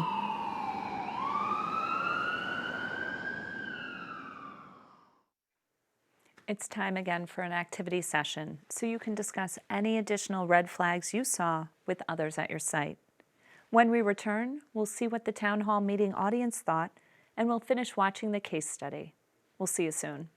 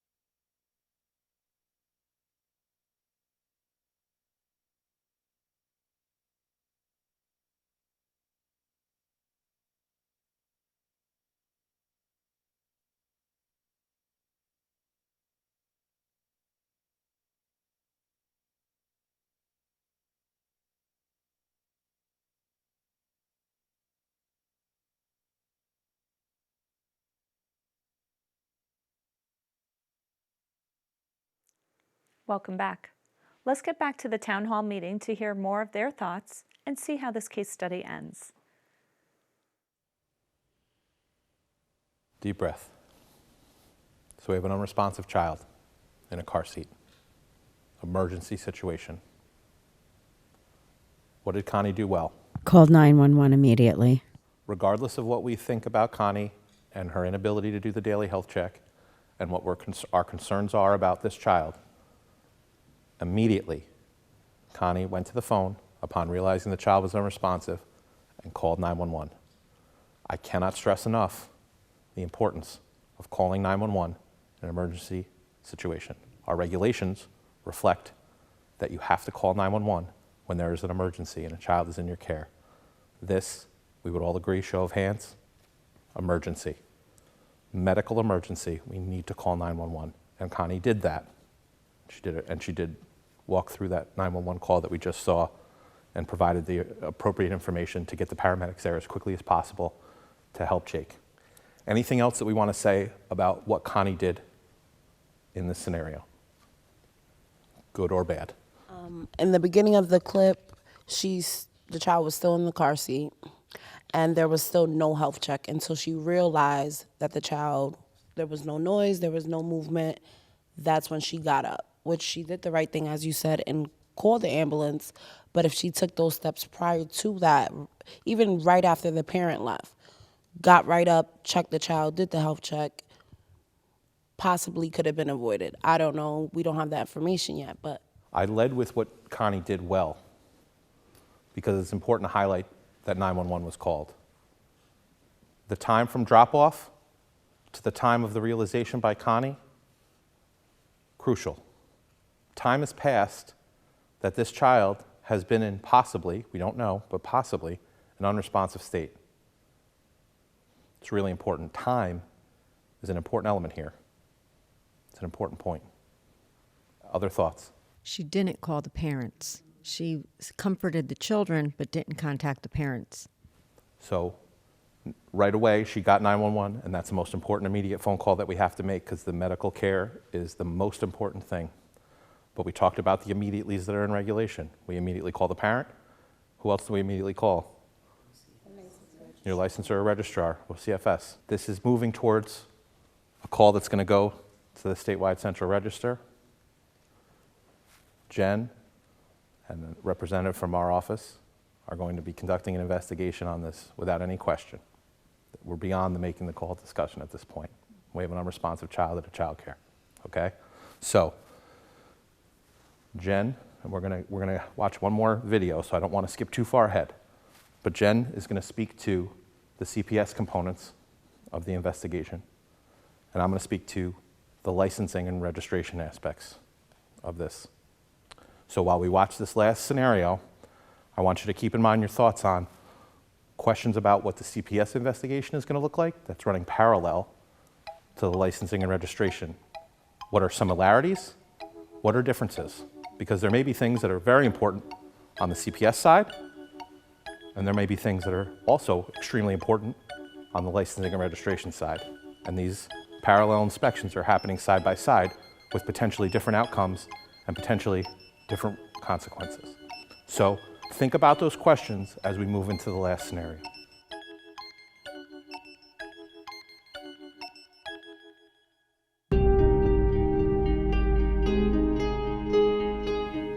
Once the paramedics left with Jake, Connie tried calling Jake's mom, Phoebe.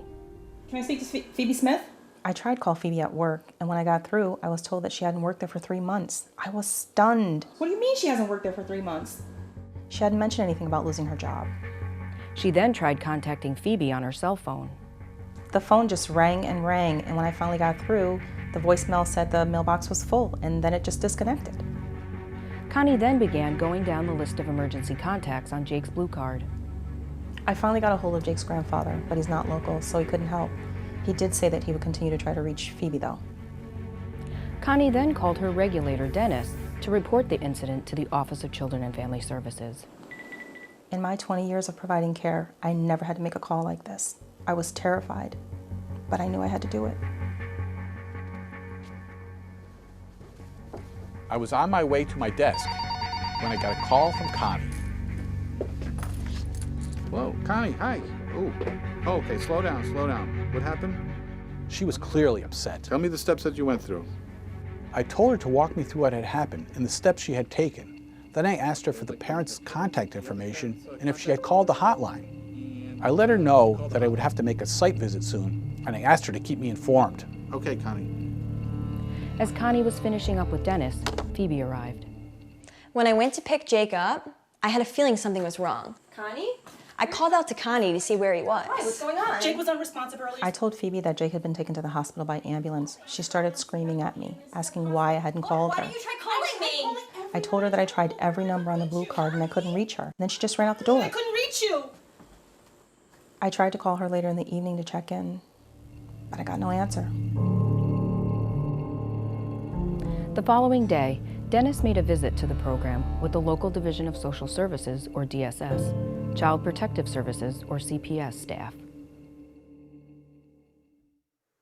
Let's take a final break to give you the opportunity to talk with others at your site about any other red flags you identified during the last segment of the case study. When we return, we'll go to the town hall meeting's audience to hear their thoughts, and then our experts will walk us through the investigative process. We'll see you in a bit.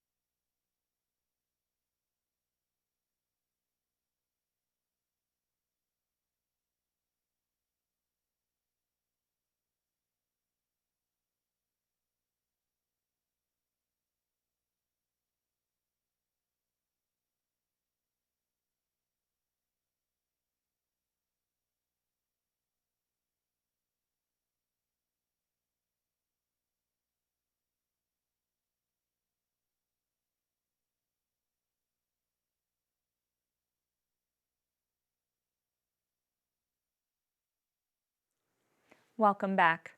We're going to return to the town hall meeting to observe their wrap-up discussion of the investigative process scenario.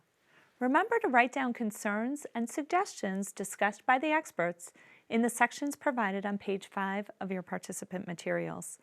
Let's watch.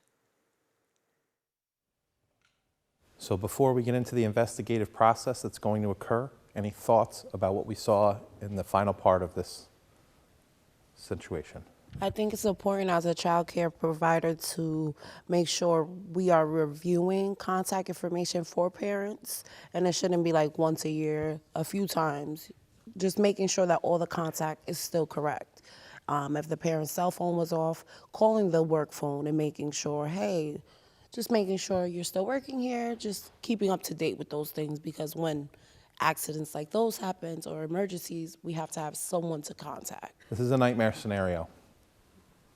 This is something that I wish no one here and no one watching this training ever has to deal with. The reality is we are dealing with hundreds of thousands of children throughout the state of New York every day in childcare.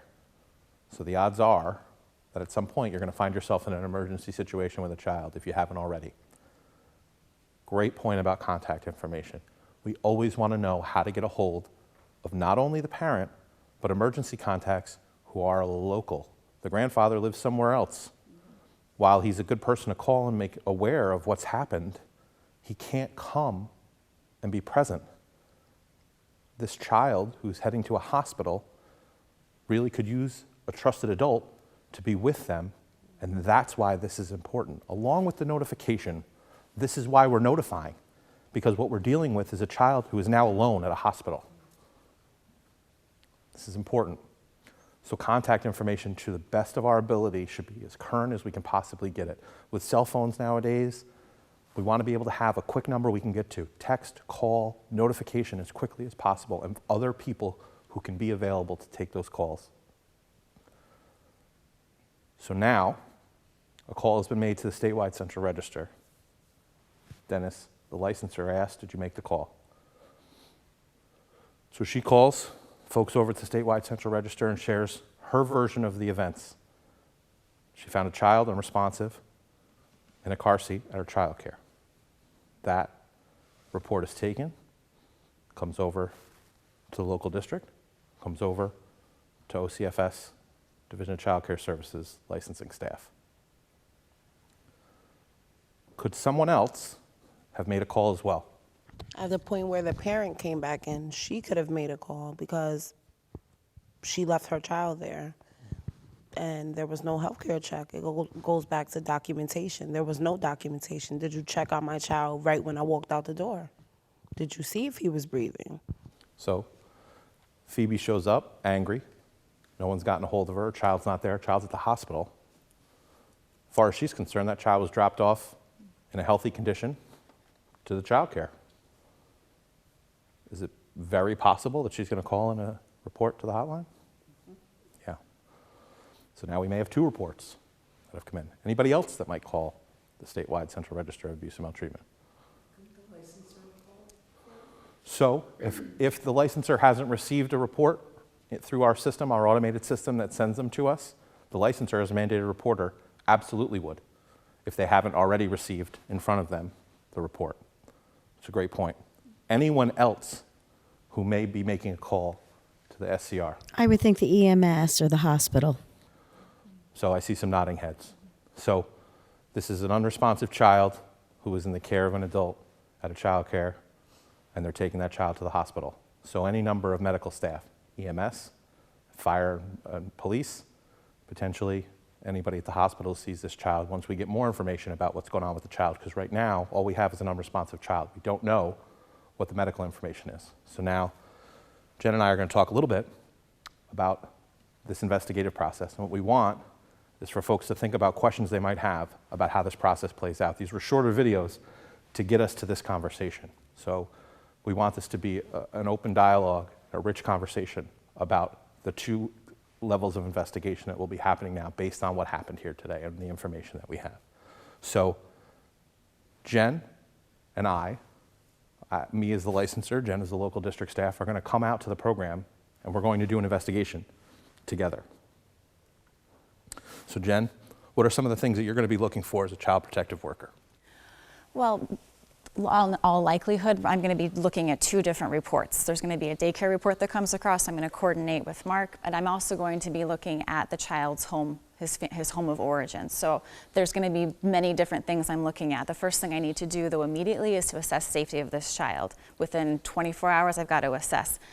Lucky for me, he's at the hospital. That part I can kind of let go, and then I can move along with the things that I need to do. But our priority as a CPS worker is right now, is this child safe? The questions, all of that can come later, but the first priority is always to make sure that they're okay. So typically we would schedule to make a joint visit out to the daycare. We would probably talk a little bit first about the daycare provider's history, kind of what kind of reputation they have. Has there been a past concern about children in their care? We would have a conversation. We would get on the same page about what kinds of questions we might ask. If we're interviewing a child, we're probably going to want to do that together so that we're not having the child do multiple interviews. That's traumatic for children. So if it's a child that can speak, we're going to be talking together to the child. Depending on how many other children are at the daycare, we're going to be talking to each of the children to kind of see what they saw. It sounds like here this is a little guy, an infant, so obviously we're not going to get his take on what happened, but there could be other children around that might have seen what happened. And we're trained in talking to children in a way that's not going to lead them. Like, I'm not going to say to Joey, so Joey, did you see that the little guy wasn't awake, was he? We're very trained forensically and the kinds of questions to ask to make sure we're getting factual information from kids. So that's kind of the first step, was we're going to plan before we go out to the home, ideally, the daycare, what kind of our process will be and how much of that we can share and kind of do together. And what we're doing in describing this is about sharing with you, this is public information.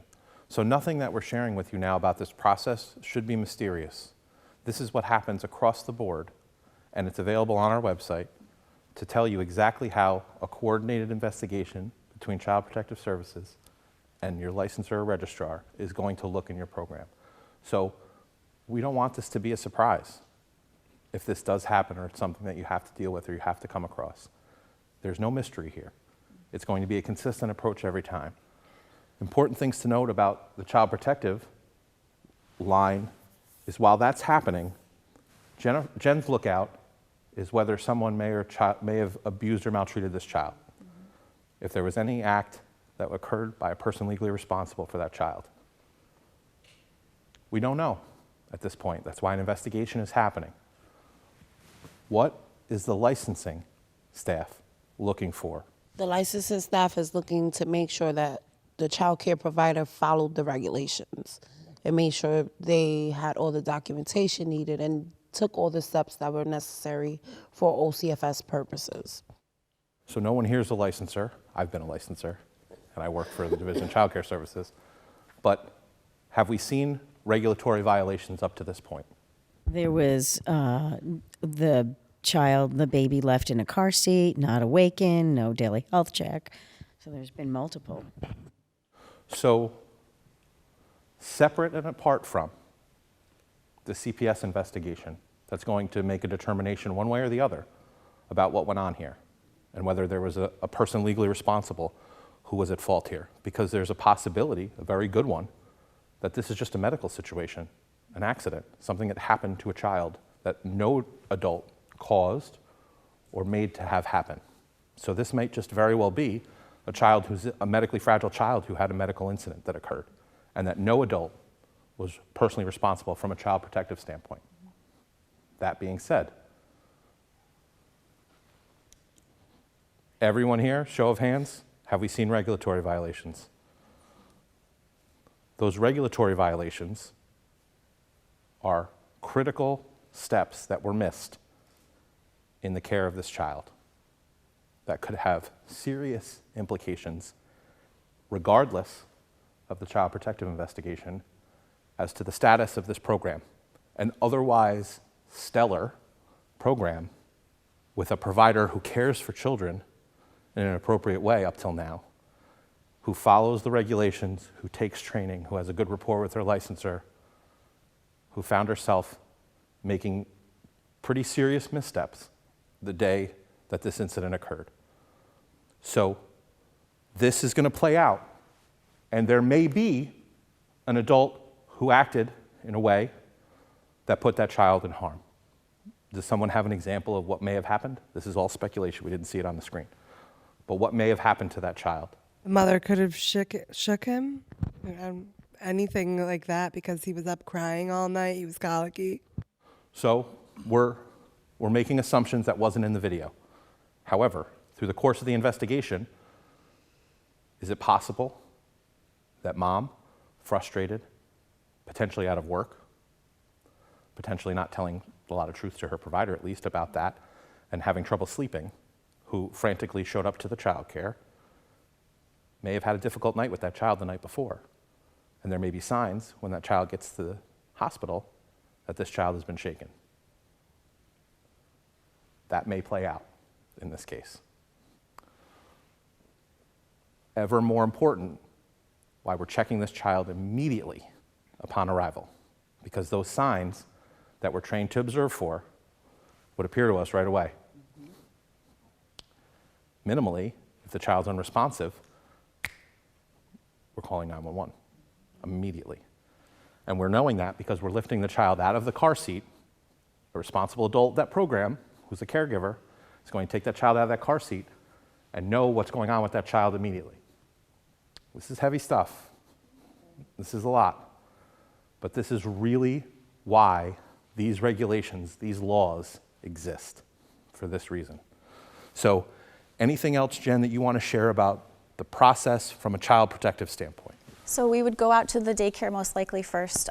There's also probably going to be a report because we don't know if this happened at the child's home. So the CPS worker is going to go to the child's home. We have to assess safety there.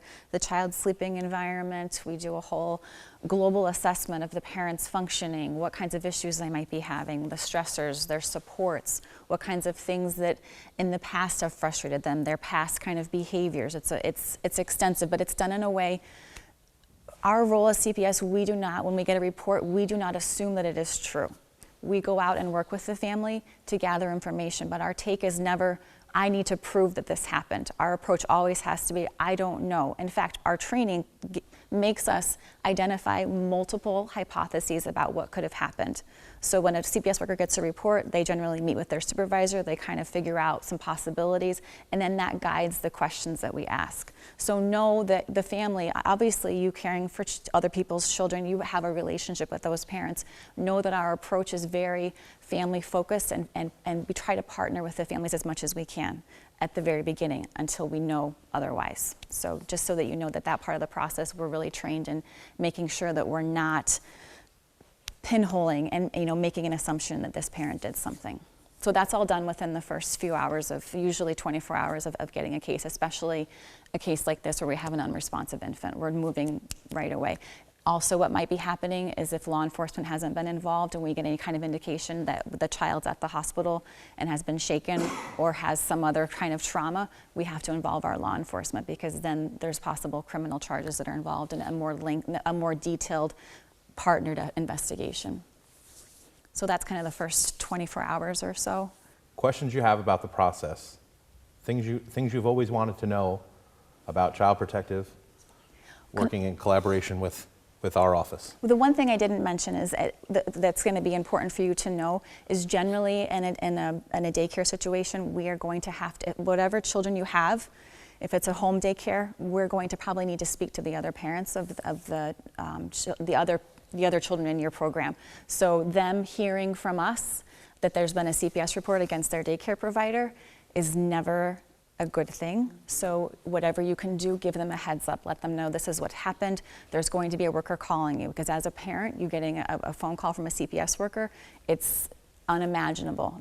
So if they know ahead of time from you that this is coming, they can be a little bit calmer and we can kind of go through the process more smoothly. I can't tell you how many times I've had to call a parent and say, this is at your child's daycare, this is kind of the situation, and they are livid. And generally they take the child out of the program. It's just not a good situation. So not to scare you, but that's part of what we have to do. We have to make sure that whatever children are in your care, that we're not just focusing on the one child, but that all of the children in the care. It's a little bit different when we talk about daycare centers and there's multiple classrooms. So we're not doing the entire daycare center. We are probably going to do the children that were in that room that could have been affected safety risk-wise by the people caring for them in that room. And I want to stress the importance of, if you have questions during this process, if this were something that you were to find yourself involved in, you have the child protective worker, you have your licensor or registrar who will partner with you on this discussion. As Jen said very clearly, the assumption isn't that you've been engaged in wrongdoing. The assumption is that something bad has happened to this child and we have to figure out what that was, what happened. And so part of that is going to be our communication with the program, program's communication with us, and the program's communication to parents. If in the same way I'm only hearing about it the first time through a child protective report, if the parent is only hearing about this for the first time from a child protective report, that's going to change the way they interact with the program. Did you have a question? Yes, I was wondering, do you check the child's medical history? And if you do, how quickly do you do that? Depending on, like I said, the first thing we do is make sure the child is safe. So if he's at the hospital safe, part of that is that's my first step. When we're trying to figure out what has happened, we're definitely going to ask the parent to sign a release for us to get any kind of relevant medical information. If they're not willing, if we get a report from a hospital, they're required to provide it to us. We do not have to get the parent's permission. It's part of regulation law that the hospitals, they provide that information to us, because unfortunately there are parents who hurt their children and would not want us to have access to those medical records. So yes, absolutely. We assess the children's medical history. We see how they're doing in school. We assess their home environment. We assess the parenting. We assess, it's a 60-day long process. So we're not missing anything. During this whole investigative process, is the daycare closed, or could you continue being open, or it's a great, that's an excellent question. So if there is an investigation happening that's involving Child Protective Services and the Office of Children and Family Services, your licensing and registration agency, what is going to happen is this is going to be an ongoing investigation. If it were to come out that there was there was an event that occurred at the child care where, let's say Connie, who we really enjoy, was at fault. And we have proof, evidence, that Connie may have harmed this child. Connie would not be continuing to operate, and we would take the license in a suspension if that were the case. While the investigation is happening, there is not going to be an impact on the program until there's information that would suggest otherwise. Proof, evidence that there was some wrongdoing on the part of the program. There is an enforcement process that occurs when there are regulatory violations that go beyond the health and safety of children when children are placed at immediate risk of serious harm. There can be an enforcement process. So that could mean anywhere from the program didn't do a daily health check and didn't do what we've identified already, our regulatory concerns. Those may rise to a level of enforcement depending on what happens here. That might not mean that the program's closed. It might mean that there are other enforcement actions that can be taken against the program to help move the program towards compliance. This is a sad situation, and hopefully one that Connie hasn't contributed more than what we've seen. But an investigation is going to occur to try to determine all of that. So immediately, the program is not closed because we're doing an investigation to determine what happened. Now, that being said, there could be enforcement action taken by the office if it's found that Connie was negligent in her care of this child in a way that placed the child at additional risk of serious harm. It's a great question. So the report gets called into the SCR. The SCR immediately, we get a noisy alert, the SCR immediately assigns the county. So the county, there's usually an intake unit. The intake unit gets the report, and there's a process that each county has. It's a little bit different depending on the county, but the supervisor is immediately made aware. The report is assigned pretty quickly. In a case like this, we're going out right away. There's other reports that we get about lack of food or lack of supervision where it might not, that we're out there within hours. But something like this seriousness, they are aware of it right away, and we're acting as quickly as we need to act. And there's an immediate feed from the local district, from the SCR to the Division of Child Care Services that generates a complaint investigation that has to be investigated. So this is all behind the scenes electronic work that happens to alert the folks that need to be involved that an inspection and an investigation needs to begin. When you call the SCR, they will ask you if you want to receive notice of the findings. And you're now able, we used to have to, at the local district, mail out a letter with the results of our investigation. You wouldn't get the details, you would just get whether the investigation has been indicated, we found some credible evidence that something happened, or unfounded, which means we didn't find enough credible evidence to show that something has happened. So that's something that you can get via email. If you provide your email to the SCR and say that you would like a summary of the findings, you can get that. The other kind of process paperwork that happens is parents and subjects on reports, they get a letter that's generated by the SCR that kind of outlines the investigative process. It outlines what their rights are. The letter has some language, from what I remember, that is pretty strong and can be a little bit scary to folks given the situation that they're in. So know that that's coming, and that parents might get that letter as well, because I think what the first line of the letter says, this is to inform you that you are the subject of a child abuse maltreatment investigation, which as a parent myself would stop my heart. So to know kind of those are the things, notification-wise, we're required by law within 7 days to notify parents and subjects on reports. So. And there will be, as part of the licensing investigation, the results as you would receive them on an inspection would be sent to you, including the allegations, and including any violations of regulation that have occurred. That would come in that parallel process that's occurring between the SCR, from the local district staff doing the CPS investigation to our staff looking for regulatory violations. So there's the possibility that there are regulatory violations and enforcement action taken against the program and not an indication on the SCR side. There's a chance that there could be an indication on the SCR side against, say, the parent that doesn't directly impact the license or registration. That's why this parallel process occurs, because we are separate and we're doing separate tasks. The determination that we're making is about the license or registration. and were there regulatory violations that occurred that placed the children at risk. The SCR, through the local district staff, are determining in a CPS investigation whether or not a child was abused or maltreated, and whether that can be indicated or unfounded based on the information. So while they're in tandem, while they're related, they are separate investigations, and the focus of which is separate. Again, we heard a lot of important information throughout the case study discussion, so let's follow up on some of the key areas. Communication.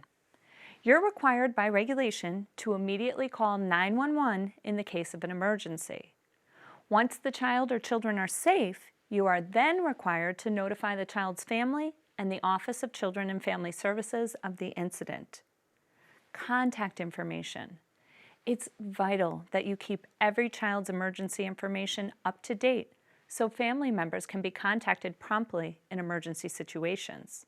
Make sure to review the information with families on a regular basis and make any updates to addresses and phone numbers as necessary. Daily health check. Performing and documenting the daily health check is required by regulation. Additionally, Section 3 of the Health Care Plan states that this check will be done on each child when he or she arrives at the program and whenever a change in the child's behavior and/or appearance is noted. The child must be awake when the check is done. It's best practice to do the check while the family member is still present. Performing the check in this manner protects the child as well as the program and allows for any concerns to be addressed right away. Emergency plan. Regulation requires that each program submit a written emergency plan and emergency evacuation diagram using forms furnished by the Office of Children and Family Services or an approved equivalent form. The plan must be reviewed with the parents of the children in the program and all staff that work in the program. Safe sleep. Remember, babies sleep safest alone, in a crib, on their back. Regulation specifies that children may not sleep in car seats, baby swings, strollers, infant seats, or bouncy seats unless otherwise prescribed by a healthcare provider. Should a child fall asleep in one of these devices, he or she must be moved to a crib, cot, or other approved sleeping surface. Safety plan. During the investigative process, the program might have to implement a safety plan. This is a written strategy in which the office imposes restrictions on a licensed or registered child care program when allegations of risk of harm to a child or children exist in the program or are made against a person working, volunteering, visiting, or living at the site of the child care program. Training. Ongoing training is important for all child care providers. This helps you provide the best care for children by keeping up to date on the latest research and findings in the field. Many training resources, including those on mandated reporting and the prevention of child abuse and maltreatment, can be accessed on the OCFS website. These include PDP, ECETP, e-learnings, mandated reporter training, and the 2009 Dear Provider Letter on mandated reporting. Let's go back to the town hall meeting one last time to hear some final thoughts from our experts. In closing, again, I'd like to emphasize the fact that at any time you have a question, call the SCR. Let us determine whether or not you have enough information to register a report. It's an easy process. We're going to walk you through it. If you've never done it, or if you run into people who've never done it, have them call us and just say, I'd like to run this by you. Let us make that determination. Again, the main thing that we want to accomplish here is the protection of children. So if you have any questions, call us. And I would say don't ignore the feeling in your gut. There's been so many unfortunate people that they say when a child is really maltreated, that child has been seen by probably 7, 8, 9 adults that could have made a report and just didn't for whatever reason. And those children end up not with us anymore, and it's heartbreaking. So just know if you have some sort of feeling, like Brian said, call. Just we want to keep families together, but don't make the call because of fear, because that little guy, sometimes there's nobody else that you're his voice. This was a lot today. If you have other thoughts after having seen this and you have questions, I would always encourage you to follow up with your regulator, because that is the person who's going to have the most information about how this process plays out. We don't want this to be mysterious. We don't want it to be more upsetting than it already is going to be. The work that all of you do with children is incredible. What we want to do is help support you in the crucial work that you do as early childhood professionals. Your job is more than just a job, and you know that, or you wouldn't be here right now today and you wouldn't be taking this training. There are unfortunate situations that can occur, and we have to fall back on our training, on our instincts, and on our regulations to make sure that we are meeting the needs of children. And as my colleague once said, a safe child is a child who can grow, a safe child is a child who can learn. Safety is the underpinning of everything that we do. And so that's what you do every day. And I want to thank you for keeping children safe, and let's keep the work moving forward. Thank you.